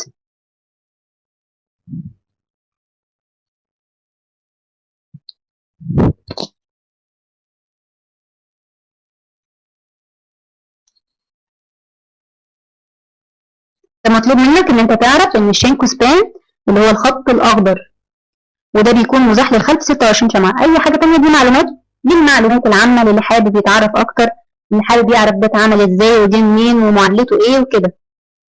لا مش قصه مستوى اعلى، قصه اللي بتكلم فيه دي معلومات زياده للي حابب يعرفها وحابب يعرف ده جه منين وده جه منين وكده. انما غير كده انت مش مطلوب منك تعرف اكتر من الخط ده اسمه شينكو سبان. هتيجي بعد كده هتستخدم الخط ده في ايه للمرحله اللي جايه بعد كده. هتدخل اشاره، هتاخد منه اشاره ايه، هيديلك اشاره بشراء او بيع، جت منين، هتعرفها ازاي، ده بقى اللي جاي. يعني انت مش مطلوب منك النهارده غير ان انت تعرف ان الخط ده اسمه شينكو سبان وبيبقى لونه اخضر. اي حاجه تانية معلومات عامه. ندخل على الخط اللي بعده اللي هو الخط الاحمر. هايل. الخط الاحمر ده اسمه التنكنسن. اتعمل ازاي؟ معلومات عامه. ده المتوسط الحسابي لأعلى وأدنى قاع لآخر 9 شمعات. يعني إيه؟ يعني مجموع أعلى وأدنى قاع لآخر 9 شمعات مقسوم على 2. دي طبعا معادلة ده فيها قمة وقاع، مش مجرد حركة شموع، معادلة رهيبة. يعني أنت بتاخد أعلى قمة وقاع لآخر 9 شموع وتجمعهم وتقسمهم على 2. شوفوا بقى مدى احترام السعر للتنكنسن. شوفوا يعني قد ايه حاجة قوية جدا. التنكنسن اهو اخد 9 شمعات زي ما احنا شايفين من اعداداتها. شوفوا بقى قد ايه السعر يحترم التنكنسن. احنا بنقيس درجة قوة خط اتجاه هابط او صاعد بعدد الارتكازات اللي بيعملها على الشارت. يعني ايه؟ يعني عدد زيارات السعر لخط اتجاه هابط او صاعد بنقيسها بعدد المرات.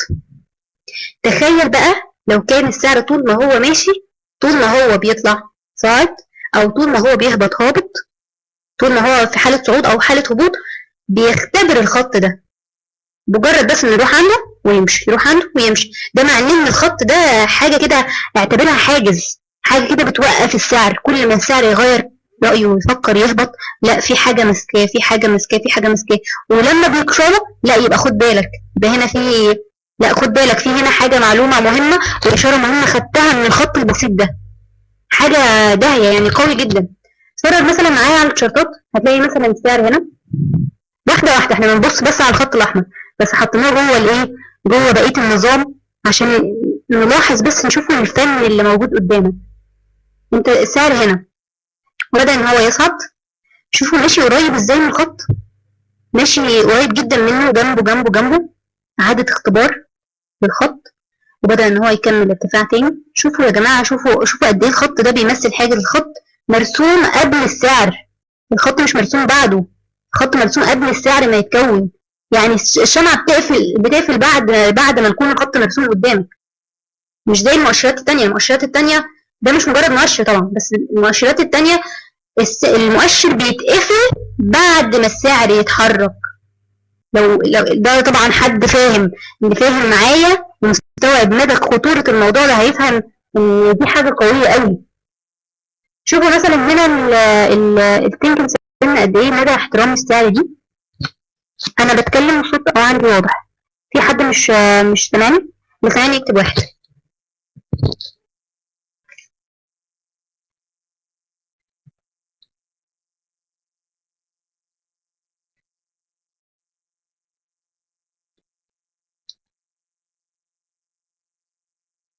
تمام، في حد عنده الصوت بايظ برضو تاني؟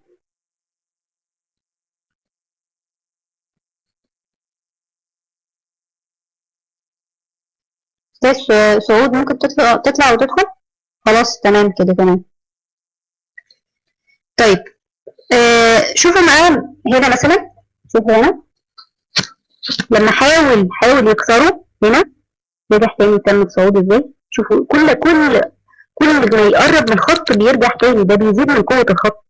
شوفوا هنا لما حاول يكسره رجع تاني، رجع تاني. انا كده ماشية مع الاتجاه، سواء بقى صاعد انا هابط ماشية معاه. طول ما بيحصل كده انا ماشية مع الاتجاه، انا مكملة. اعادات اختبار، ارتكازات جديدة، هسميها زي ما هسميها، انما ده بيدل على قوة الخط اللي قدامي. شوف لما حصل كسر للخط هنا، ما كانش كسر عادي، لانه كسر الخط الازرق اللي بعده، والخط الازرق اللي بعده ده اقوى من الخط الاحمر، هنتكلم فيه بعد شوية. لما كسر الخط ده فهنا لا استنى، ده كسره وكسر الخط الازرق، كده واضح ان ممكن يحصل تغيير للاتجاه. بعد كده هنتعلم ازاي نستفيد بالكلام ده ونترجمه لفرص، نترجمه لاشارات. يعني لما نشوف ده تاني هنترجمه لفرص واشارات ودخول جديد وحاجات كده، هنستفيد منه استفادة تانية خالص. لما اتكسر السعر هنا عند الخط الازرق بدأ ان هو يكمل هبوط. لا ده مش كمل هبوط هو بس، ده عمل كمان اعادة اختبار هنا في المنطقة دي، وبدأ انه يرجع يكمل هبوط تاني. على فكرة واضح ان هو كمل هبوط لان السعر اهو تمام. ومش شرط، ممكن يكسر كل ده يرجع يكمل صعود، بس برضه مش هيطلع صعود في مرة واحدة، هيطلع صعود برضه بإشارات جديدة هنترجمها ونعرفها مع بعض. تعالوا نشوف شرط تاني. نفس الشيء هنا لما السعر طلع اهو واخترق السنك سن أصبح فوقه وفضل مستمر. شوفوا يا جماعة، شوفوا الارتكازات، ارتكاز وبدأ يكمل، وارتكازات جديدة، ارتكازات جديدة. بمجرد الزيارات دي بسميها ارتكاز يا أستاذ مجدي، الزيارات دي بسميها ارتكاز وبتدل على مدى قوة الخط. الخط الأحمر، احنا كل ده احنا في الخط الأحمر. تعالى معايا في الشرط ده من الأول. أولا أنت عارف إن الشرط بيبدأ من الشمال يمين، واحدة واحدة بقى كده معايا. هنا مثلا أنا ببص على الخط الأحمر، الخط الأحمر يا جماعة أنا مركزة على الخط الأحمر، بس حطاه في قلب النظام. هنا مثلا السعر اهو بيرتفع، اخترق الخط الأحمر وأصبح فوقه، معناه إن السعر دلوقتي بيصعد. جميل. أي اقتراب من السعر للخط الأحمر دي بسميه ارتكاز. ارتكازات جديدة، كل ما بيقرب منه بيرجع مرة تانية يطلع، كل ما بيقرب منه بيرجع مرة تانية يكمل صعود، وهكذا وهكذا وهكذا. كل مرة بيزوروا فيها بيزود الخط ده قوة، كل مرة بيزوروا فيها بيزود الخط ده قوة. طول ما انت ماشي مع الخط، طول ما انت في حالة صعود انت ماشي، إلى أن يتم كسره، مش كسره لوحده، يكسر الخط اللي بعده اللي هو الخط الأزرق اللي هو أكثر قوة منه. تعالوا نكمل، كمل صعود لحد ما كسر كمان الخط الأزرق أهو، ورجع يكمل بقى بيكسر بقية الخطوط بيهبط. هل دي إشارة بيع؟ ما نعرفش، لأن احنا لسه ما اتعلمناش بقية السيستم. لما نتعلم بقية النظام كله هتعرف تستفيد ازاي بدخولك شراء وتدخل فرصة ممتازة. وتعرف ازاي تحط وقف خسارة رائع ما يتكسرش. ولما يحصل انعكاس زي ده بمجرد كسر خط الكيزو، يعني مجرد كسر الخط الازرق هتخرج، هتعرف ان انت هنا لا انا هنا هوقف كده، انا هنا فرصة الشراء اللي انا كنت فيها واضح ان في كلام ان هتغير رأيها. انا المفروض ان انا استفيد بفرص الشراء كلها الى ان يحصل كسر خط التنكن سن والكيجن، كسر واضح وكسر يبقى هربطه بين الفريم اللي انا فيه وفريمات تانية. احنا النهارده يا استاذ ماجد ده يوم كله يوم تعريفي، احنا بنعرف كده ناخد نظرة عامة كده عن الدورة وبنتفرج كده عن الدنيا، كل حاجة من الحاجات دي هناخدها بأكتر دقة وأكتر تفصيل وهنتكلم فيها واحدة واحدة، فمش عايزاك تخاف خالص. بدأ السعر لما غير اتجاهه وهو هبط حد كده زي الفل، برضو متابع برضو وهو بيهبط، متابع خط التنكن سن، متابع خط التنكن سن وهكذا، ونكمل صعود مرة تانية، كمل ارتفاع وبرضو متابع ومحافظ على خط التنكن سن بإعادات اختبار بسيطة كده ليه، ونكمل صعود. تعالوا نشوف شرط كمان، السعر اهو متابع على التنكن سن قريب منه، محافظ عليه محافظ عليه محافظ عليه، نكمل. كل دي اختبارات جميلة قوي قوي. البيع والشراء انا حتى الان احنا مش هنتكلم في بيع ولا شراء، احنا كل ده بناخد نظرة عامة. عارف كلمة بيع دي هتكتشف ان انا مش هقولها الا بعد ما هاخد 900 اشارة، يعني هاخد اشارات كتير قوي قوي قوي قوي من بعض، كل خط من دول هيديك اشارة، وهنستخدم حاجات اضافية هيديلك كل الكلام ده، هيديلك اشارة في النهاية يا تبيع يا تشتري. لما كلمة بيع بمجرد نظرة للشرط مش هتحصل. وبعد على فكرة ما ناخد كل الاشارات دي هنستخدم اسلوب الفلترة اللي احنا كنا بنتكلم فيه فوق مع حاجات تانية. يعني كلمة بيع او شراء دي مش هنقولها خالص. عارف ده هيعمل ايه؟ ده هيزود من مصداقية الصفقة بتاعتك، ده هيزود من النتيجة الإيجابية والعائد اللي انت هتاخده، ده هيقلل من المخاطرة. يعني انت كل ما تدخل فرص بإشارات كده قوية وأكثر القوة، كل ما ده هيزود من نسبة نجاح الصفقة، بالتالي هتقل الخسارة عندك. هنا أنا ماشية اهو مع الشارت، التنكن سن ما زال محافظ على اتجاهه، محافظ على قوته فوق السعر، فوق السعر عادات اختبار بتزود قوة. شوفوا المنطقة دي عند أول كسر هنا لخط التنكن سن والكيجن، خد بالك بقى حصل الأول اتكسر خط التنكن سن والكيجن زي ما قلنا، يبقى أنا كده هوقف، أنا كده فكرة الشراء بالنسبة لي انتهت. طب هل الكسر ده استمر الكسر السحابة السعرية هنا؟ يعني هل السعر خرج من السحابة السعرية وبدأ إن هو يهبط في المناطق دي؟ لا، أنا لسه فرصة الشراء قائمة، ولكن أنا مش مستمرة فيها. أنا لحد ما ده حصل أنا خرجت، أنا بتفرج، أنا بتابع بس حركة السوق. اللي حصل إن التداخل ده بين السعر وبين التنكن سن والكيجن والشينكو، الخطوط كلها دخلت في بعض في المنطقة دي، ده بيقول لك إن السعر دلوقتي في منطقة تذبذب ومش واضح.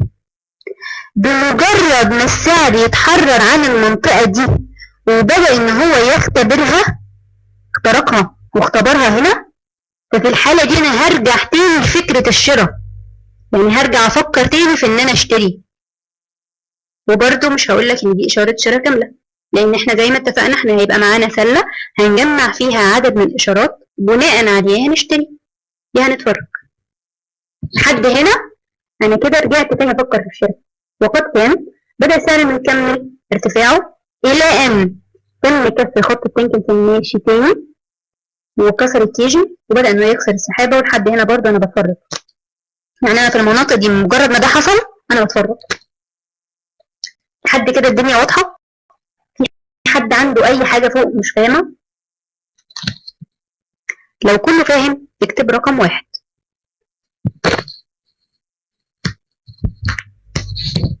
اللي مش فاهم اكتب لي رقم 2. هي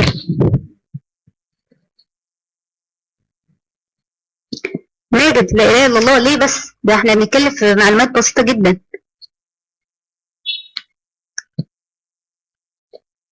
أستاذ باسم، محمد صالح، ايه اللي كل واحد بقى واحد. تعالى ماجد، تعالى على الساحة، قول لي بقى ايه اللي مش فاهمه.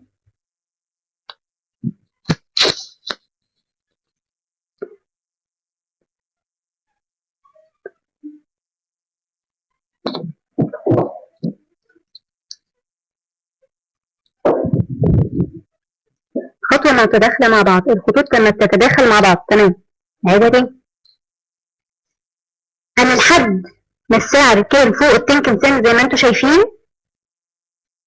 لحد ما السعر كان فوق الخط الأحمر زي ما انتوا شايفين، أنا مع الشراء، إلى أن حصل تداخل بين الخطوط، بمعنى تم كسر خط التنكن سن والكيجن سن هنا، يعني تم كسر الخط الأحمر والخط الأزرق وبدأ السعر إنه يهبط عنه زي ما انتوا شايفين.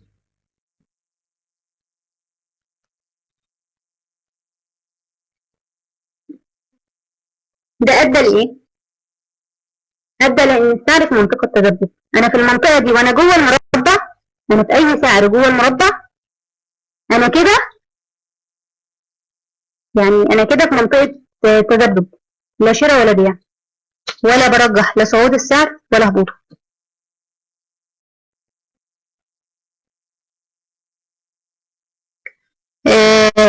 أستاذ باسم، المحاضرة دي هتتعاد يوم الأربعاء الساعة 6:30. وكمان هدي حاجات، أنا عايزة أعرف برضو مستواك أنت فين، يعني أنت مبتدئ ولا عندك خبرة شوية؟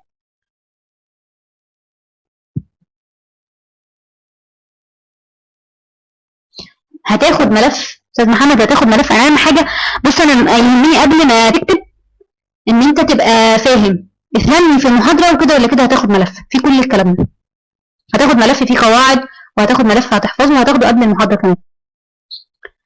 أستاذ باسم، هعيد لك أجزاء كده للمبتدئين عشان من ما نعطلش الناس التانية، وعشان تبقوا كلكم في مستوى واحد. هديلك جزء كلاسيكي شوية مع ماجد والعلمي ومحمد صالح، انتوا الأربعة، ومعاكم 2 تانيين مش حاضرين النهارده. يوم الأربعاء الساعة 6:30 هستناكم قبل المحاضرة، بس طبعا ده هيبقى لود شوية عليكم، يعني انتوا هتاخدوا 4 ساعات، بقية الشباب هياخدوا ساعتين، فهستناكم إن شاء الله. الحاجات البدائية دي هناخدها عشان نبقى في مستواهم، وبرده مش هنبقى في مستواهم 100%. يعني الناس اللي زعلانة ان هي حاسة ان لا انا مش في المستوى اللي معايا، لا هنحاول ان احنا يا دوبك نبقى نلحقهم. وعموما الكلام انا بحاول ان انا ابسط على قد ما اقدر. انتوا حاسين ان انا اسلوبي صعب؟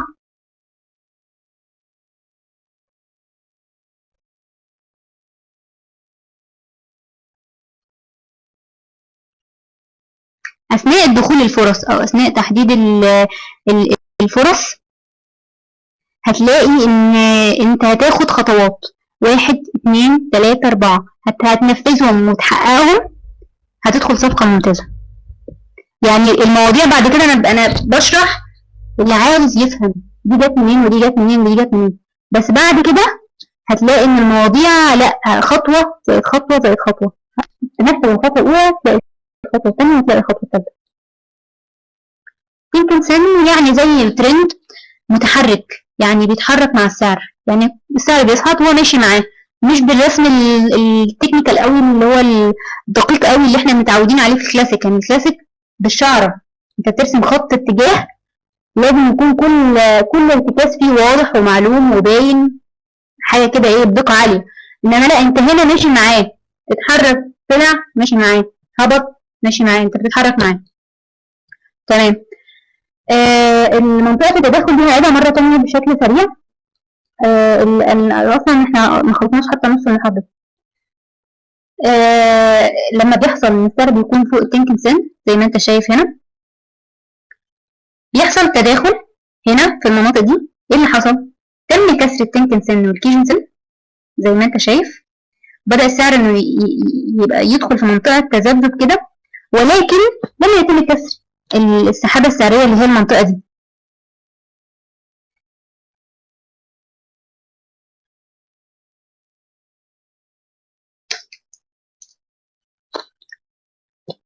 لحد كده انا هنا في منطقة تذبذب. لما تم اختراق المنطقة دي والتحرر منها، يعني انا طول ما انا في المستطيل ده انا في منطقة تذبذب، لما تم اختراق المنطقة دي وبدأ ان السعر يتحرر عنها، بقى في حالة ارتفاع وكمل صعوده مرة ثانية.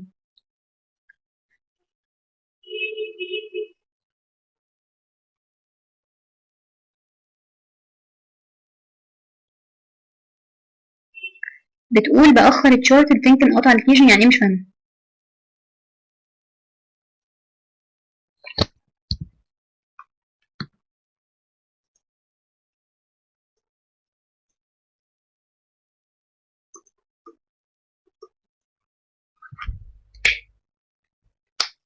بتأخر الشارت قبل قطع مش فاهمة ايه السؤال ده.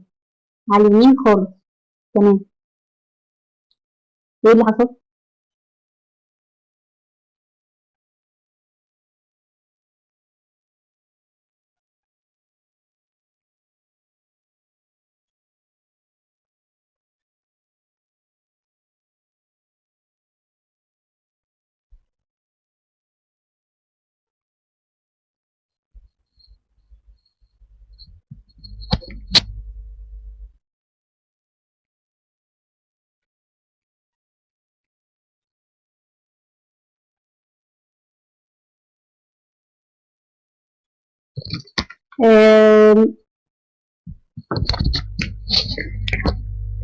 أعتقد كان بإشارة بيع رغم إنه صعد بعدها ولم يكمل صعود. مش فاهمة أي منطقة بتتكلم عن إيه. أعتقد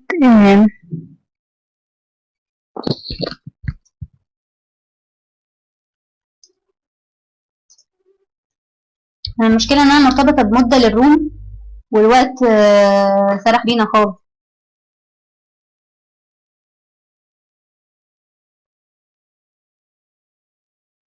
درس اليوم ايش المفروض ان انا احدده استعدادا. ماجد انسى محاضرة النهارده خالص، انت معايا يوم الاربعاء. انت محتاج في حاجات هتتفرمط. كأن النهارده ده مش موجود، انت بداية الدورة ليك يوم الاربعاء.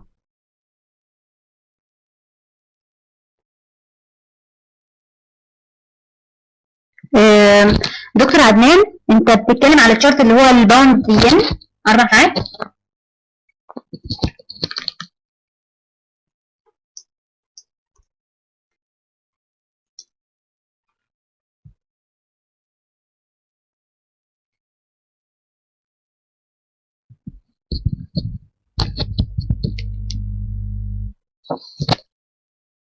ماجد هبعت لك ملف على الايميل، ابعت ايميلك على الواتساب وهبعت لك ملف هشرح لك فيه. هبعت لك ملف هتذاكره قبل ما تجيني انت وباسم ومحمد صالح والعلمي.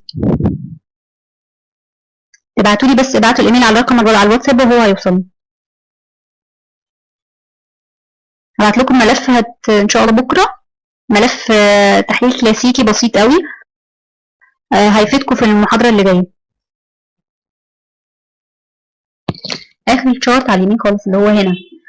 انت تقصد ان هنا كانت فرصه بيع. والله ما اقدرش اقول بيع ولا شراء، برضه نفس المشكله. اللي حصل هنا تحديدا هو ان انت هنا مش شراء، هو مش شراء بس ده مش معناه انه بيع. انت هنا تحديدا في المناطق دي كسر ومفروض بيع، بس انا ما ببيعش. في اشارات كتيره لسه هناخدها، بس انت كلامك صح ان هو مش شراء. هنرجع نكمل عشان عارف دلوقتي احنا خدنا ساعه الا ربع زياده ولسه مخلصتش وعمالين يقولوا لي يلا بسرعه، فمعلش هنحاول نكمل والكلام ده كله يتعاد. لو في حد عايز يعيد المحاضرة بتاع النهاردة يبلغني، اكتب لي في question ان انت حابب تعيد المحاضرة او في اجزاء عايز تعيدها. خلاص. بالنسبة للناس اللي بيبعتوا لي المسجات بالايميلات هجمعها، يعني حاولوا تبعتوها وهجمعها وابعت لكم الملف ان شاء الله قبل يوم الاربعاء وهنقعد مع بعض هناخد كل الكلام ده بشيء من التفصيل. الشرط ده احنا خلصناه. الخط اللي بعد كده هو خط الكيجي. خط الكيجي ده اقوى من خط التنكنسن. شكرا يا نيف. خط الكيجي ده عبارة عن المتوسط الحسابي لأعلى وأقل قمة وقاع، بس مش لآخر 9 شمعات زي التنكنسن، لأ لآخر 26 شمعة. هو أكثر قوة من خط التنكنسن، فبالتالي كسره، لا ده مش كسره، اختباره مجرد الزيارة عنده ان هو يرجع تاني مش حاجة سهلة، فما بالك بقى انه يتكسر. تعالوا نفهم يعني ايه. شوفوا هنا الخط الأحمر، احنا سمينا الخط الأحمر خط التنكنسن. شوفوا الخط الأزرق اللي هو خط الكليجنسن. الخط الأحمر مجرد اختباره أو زيارته السعر بيكمل ارتفاع، مجرد اختباره أو زيارته السعر بيكمل. الخط الأزرق ما بيقدرش يختبره، يعني شوفوا مدى قد ايه خط قوي. الخط ده يا جماعه مرسوم قبل حركه السعر، وهرجع اكررها مليون مره. الخط الازرق ما بيقدرش يكمل يكسره، لا ده بيرتفع يكمل. طب كسر الخط الازرق حاجه مش سهله. طب كسر السحابه السعريه حاجه اصعب. يبقى اللي انا عايزه نفهمه ونركز فيه قوي ان التنكن سن معاك، خطوط التنكن سن الخط الاحمر مجرد الزياده فيه عادي وبتزيد قوه. كسر خط التنكن سن عادي، بس كسر الخط الازرق اللي هو خط الكيجي مش عادي. يبقى هوقف عند كسر الكيجي. اختبارات التنكن سن عادي ان هو يجي عند خط التنكن سن يرتد ويرتفع ويكمل، يجي عند خط التنكن سن وهكذا ويكمل. انما يكسر خط الازرق ده اقف وافكر هنا مش مع فرصة شراء ومش هتكمل صعود، في احتمال ان السعر ينعكس. طول ما انا فوق خط التنكن سن انا في حالة صعود، السعر مكمل فعلا بيرتفع معايا. حصل وكسر التنكن سن هفكر بس عادي. حصل وكسر الكيجن سن هو خط الازرق، انت خرجت من فرصة الشراء اصلا، دي اشارة خروج. حصل وكسر السحابة دي اشارة اصعب، بس انه يرجع بعد كل ده ويرجع يكمل صعود ويخترق قمة الشيموكو المناطق دي، في الحالة دي انا هرجع تاني مع انا كده مع الارتفاع. في اسباب كتيرة للدخول. تعال نشوف شرط تاني. شوفوا هنا السعر فضل فوق التنكن سن، فوق التنكن سن، فوق الخط الاحمر، فوق الخط الاحمر اللي هو التنكن سن. لما كسروه هنا اهو اشاره لضعف الخط، لضعف الخط، بس ما كسرش الكيجي، ما كسرش السحابه، انا لسه مع الارتفاع. كمل ارتفاعه كمل ارتفاعه. استاذ ماجد سؤالي ليك، لما كسر خط التنكن سن هنا، لما السعر بقى تحت الخط الاحمر زي ما انت شايف هنا، ده معناه ايه؟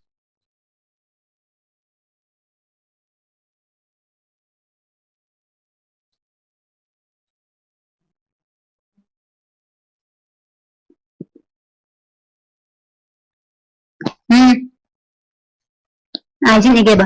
احنا طول ما احنا فوق خط التنكن سن عادي، لما حصل وكسر خط التنكن سن ممكن السعر ينزل. برافو، هو ده اللي انا عايزاك توصل له، ان انت تقول الكلمتين دول. ده معناه ان ممكن السعر يغير من اتجاهه، ولما كسر الكيجي اللي هو الخط الازرق فعلا غير اتجاهه وبدأ انه يهبط. وقد كان بعد كسر السحابة السعرية اهو بدأ يهبط يهبط يهبط يهبط زي ما احنا شايفين. لما كسر السحابة السعرية هنا ايه اللي حصل؟ كمل هبوط زي ما احنا شايفين، بدأ يهبط يهبط يهبط يهبط، كمل هبوط بينخفض. طب لما اخترق التنكن سن تاني، هو كان بيهبط يعني انا كان لحد هنا، يعني هنا كده في المناطق دي هنا في اتجاه هابط، كان ممكن هنا يكون في دخول للبيع في المناطق دي بالاشارات التانية. طب لما اخترق الخط ده خط التنكن سن واخترق كمان خط الكيجي، ده معناه ايه للعلم؟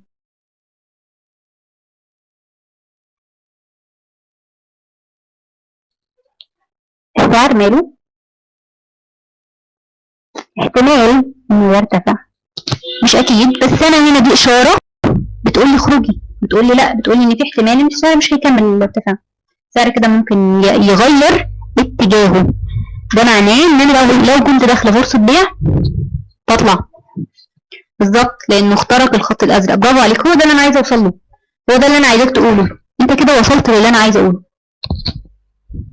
لو كان في شراء بين خط اخضر، شراء بين خط اخضر واحمر وتتم اختراق خط الاحمر، هذا يعتبر انه سيتم اختراق خط ازرق، حينها يمكنني ان اغلق صفقة او نزاع. لو كان هناك شراء بين خط اخضر واحمر، هو الاخضر تقصد الشيموكو اللي هو الاخضر، ويتم اختراق خط احمر، اوكي، هل يعتبر انه سيتم اختراق خط ازرق حينما يمكنني ان اغلق صفقة؟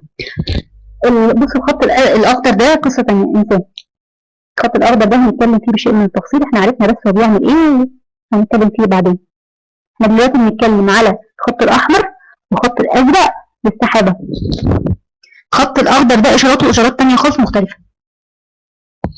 هنا لما حصل اختراق للخط الأحمر وبعدها اخترق الخط الأزرق، فمعناه خد بالك صفقة البيع ربما تنعكس، وقد كان بدأ السعر ان هو يرتفع.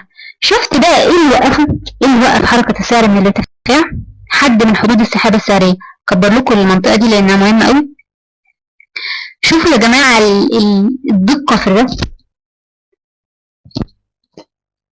ده مرسوم فين؟ على حد السحابة بالظبط. يعني شوفوا هنا اللي وقفوا السحابة السعرية اوقفوا ان هو يكمل انعكاس ويرتفع، ورجع تاني السعر لاتجاهه الاساسي يكمل هبوط. طب لما رجع تحت التنكن سن والكيجن سن، يعني لما رجع تحت الخط الاحمر والخط الازرق كمل هبوط لحد كده انا مع البيع. لما اخترق مرة تانية الخط الاحمر واخترق مرة تانية الخط الازرق، ده معناه ايه؟ لما اخترق مرة انا كنت في البيع، انا لحد كده ماشية في البيع، معناه بالظبط يا دكتور بالظبط، معناه ان انا فكرة البيع المفروض ان انا لا اغيرها، لا في احتمال ان السعر ينعكس، وخصوصا لما اخترق الخط الازرق لانه اكثر قوة من الخط الاحمر. وفعلا السعر غير اتجاهه زي ما انتم شايفين وبدأ ان هو يرتفع. ولما حصل كسر مرة تانية للخط الازرق والخط الاحمر، ده معناه ان غير، لا في حاجة، في ربما من السوق يغير اتجاهه. اخرج. تعالوا ناخد سؤال.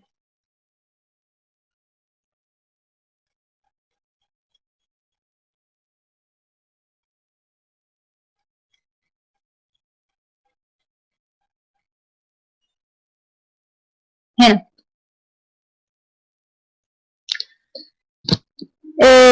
سؤالي بقى لسؤال سرعة. هنا انا كنت مع السعر نكمل ارتفاعه اختبارات لخط التنكن سن، مفيش اي مشكلة لحد كده انا زي الفل. لما حصل وانا كنت كده في اتجاه صاعد، لما حصل والتنكن سن كسر السعر، كسر التنكن سن وكسر الكيجن سن اللي هو الخط الازرق والاحمر، ده معناه ايه؟ حد يقول لي ترجمة اللي حصل ده ايه؟ المناطق دي هرسمها لكم.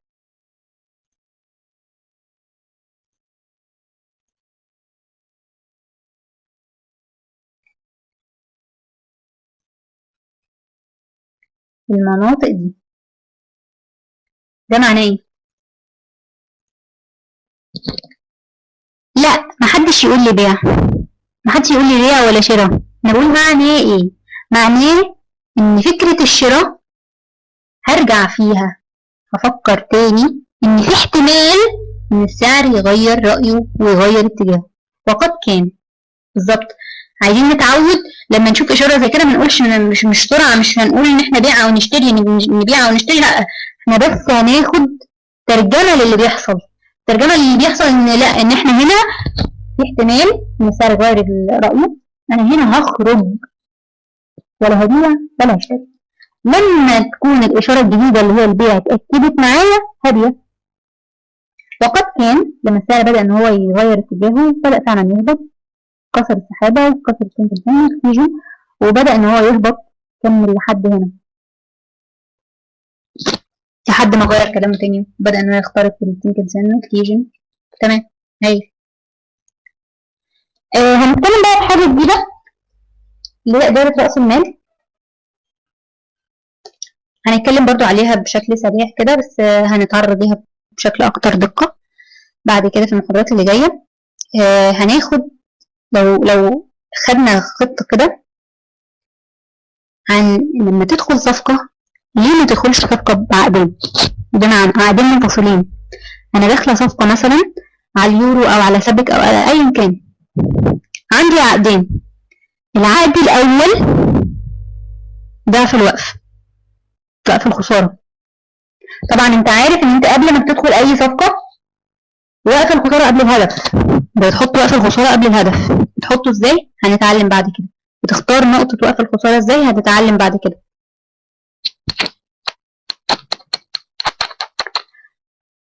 هتحط العقد الأول ضعف الوقف، والعقد التاني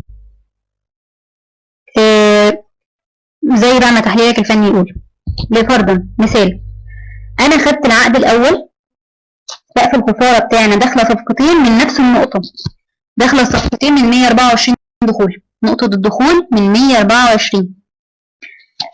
العقد الأول حط وقف الخسارة بتاعي المفروض إن هو 30 نقطة.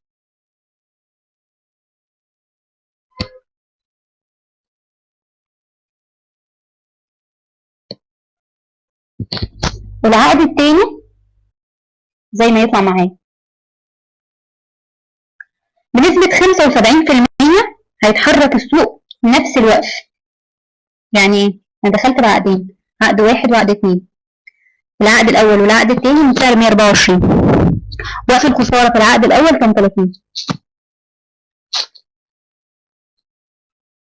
وقف الخسارة 94 كده بس اوكي 94. تمام نحسبها بالمية مفيش مشكلة تقريبا. عملت العقد الأول وقف الخسارة بقى 30 عفوا، والعقد التاني وقف الخسارة يعني زي بقى ما الاستراتيجية تقول. الهدف للعقد الأول كان 30 برضه، والهدف للعقد التاني مفتوح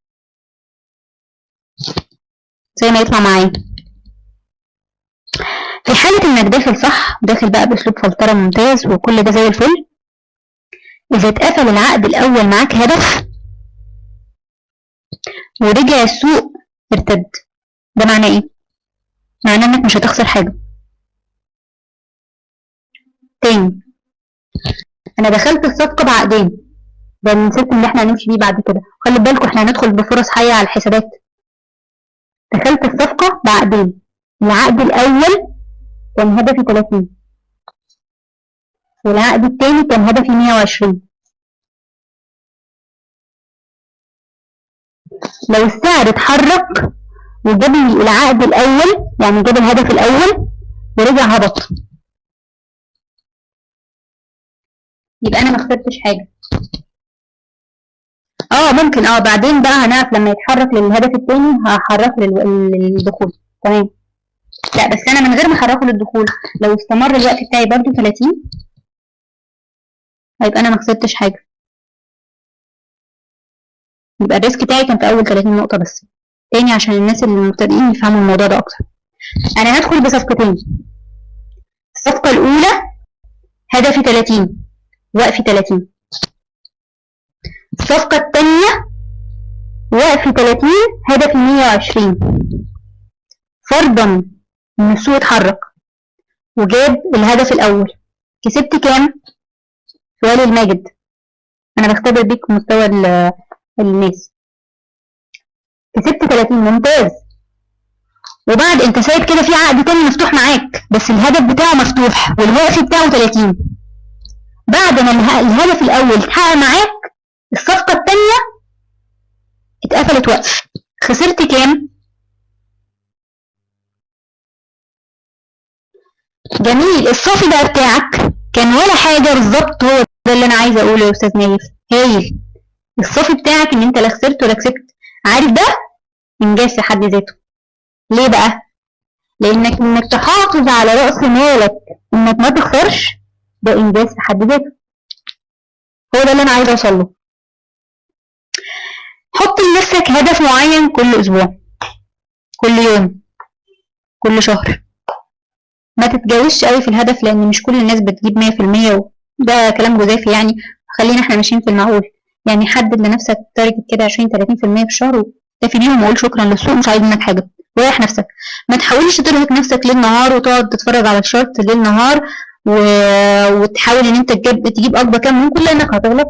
واصلا في غريزه بني ادميه طبيعيه جدا اسمها الطمع، دي بتتحكم في الواحد. فلو فتح مجال لده مش هيوقفه. والطمع بيقل ندمه. فتكتفي بالهدف اللي انت هتاخده، الهدف القليل على حد بقى على حسب راس مالك 1000 2000 100000. حدد الهدف بتاعك وخده. على فكره ده لو بتاع اي مشروع عادي مش هتبقى بتجيب قد الهدف ده. ما تحاولش ان انت، اوعى عقلك يسيطر عليك ان هتجيب كل الفلوس اللي في الدنيا. اوعى تفكر ان انت تشتغل بفلوس.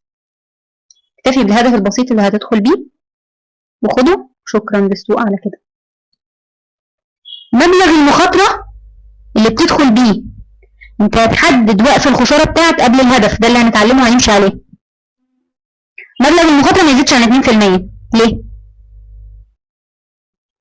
لان 2% على 2% على 2% يعني انت محتاج كتير قوي، محتاج 50 صفقة عشان تخسر ده كله.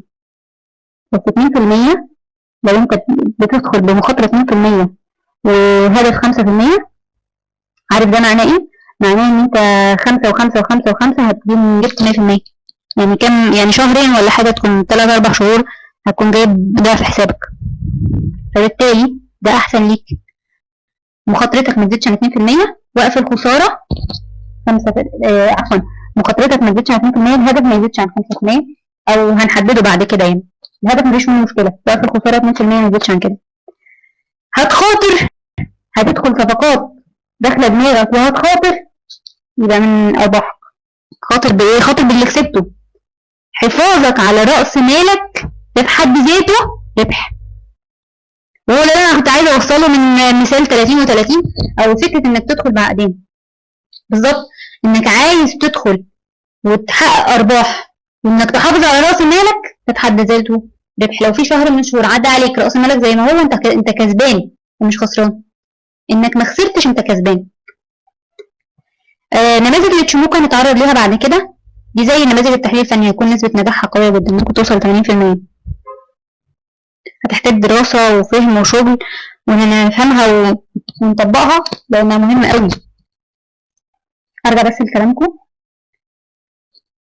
لمدة سنة أنت مبدع حقا.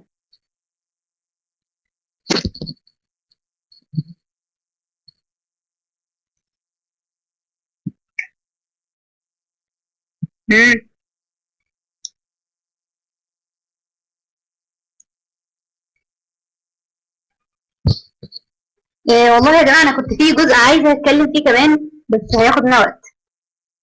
مبدئيا دي فرص، في كل الكلام ده أنا المفروض أكمله، بس للأسف الوقت انتهى.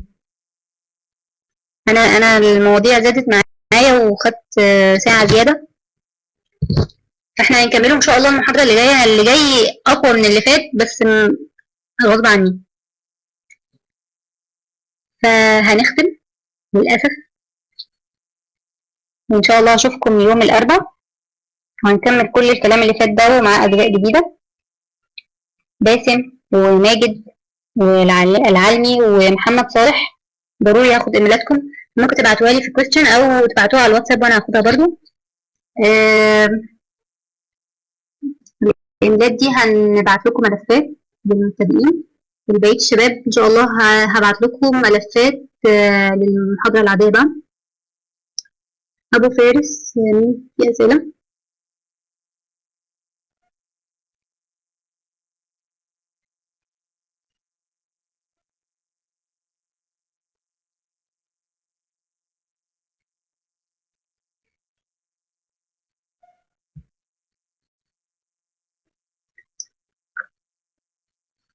بكرة بعتها من 10 دقايق بالايميل يعني. اول درس من الاربعاء القادم بالظبط الساعة 8:30 ان شاء الله توقيت مكة.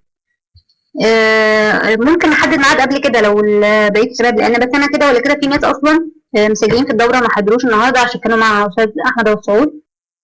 فهنعيد شرح المحاضره كلها. محمد صالح، هستناك يوم الاربعاء، في عندنا محاضره مهمه، وهنعيد المحاضره دي، وهنعيد او هناخد جزء جديد اضافي. في بقيه الشباب، في شباب مش حاضره النهارده وهيتعاد لهم اصلا المحاضره دي، والشباب المبتدئين برضو هيحتاجوا جزء إضافي هنتكلم فيه إن شاء الله.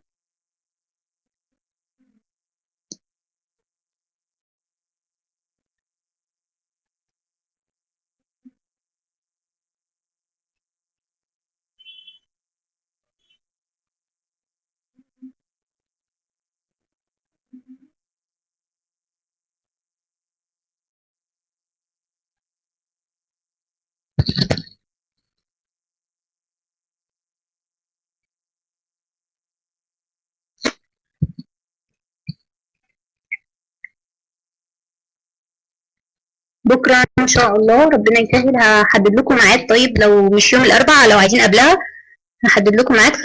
خلوكم معانا على الواتساب. أستاذ شادي هيدخل دلوقتي. مايك.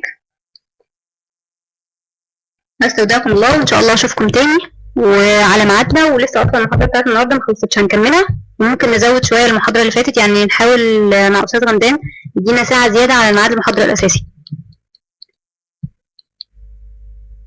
إن شاء الله. ربنا يسهل. التطبيق، بص احنا في جروب خاص للتطبيق هنعمله في قسم السوق في النادي. هتنزلوا فيه كل الشرطات اللي هتعملوها والتطبيق اللي انتوا هتعملوه. هنتابع مع بعض فرص على مدار اليوم، يعني احنا لينا يومين في الاسبوع المحاضرات، وعلى مدار الاسبوع هيبقى في فرص بتنزلوها وهديكم ارائي فيها ان شاء الله. يعني اتمنى ان انتوا تستفيدوا، وباذن الله تكون المحاضره فادتكم وفادت كمان الضيوف اللي معانا، واتمنى لكم التوفيق واشوفكم ان شاء الله النهارده. مع السلامه.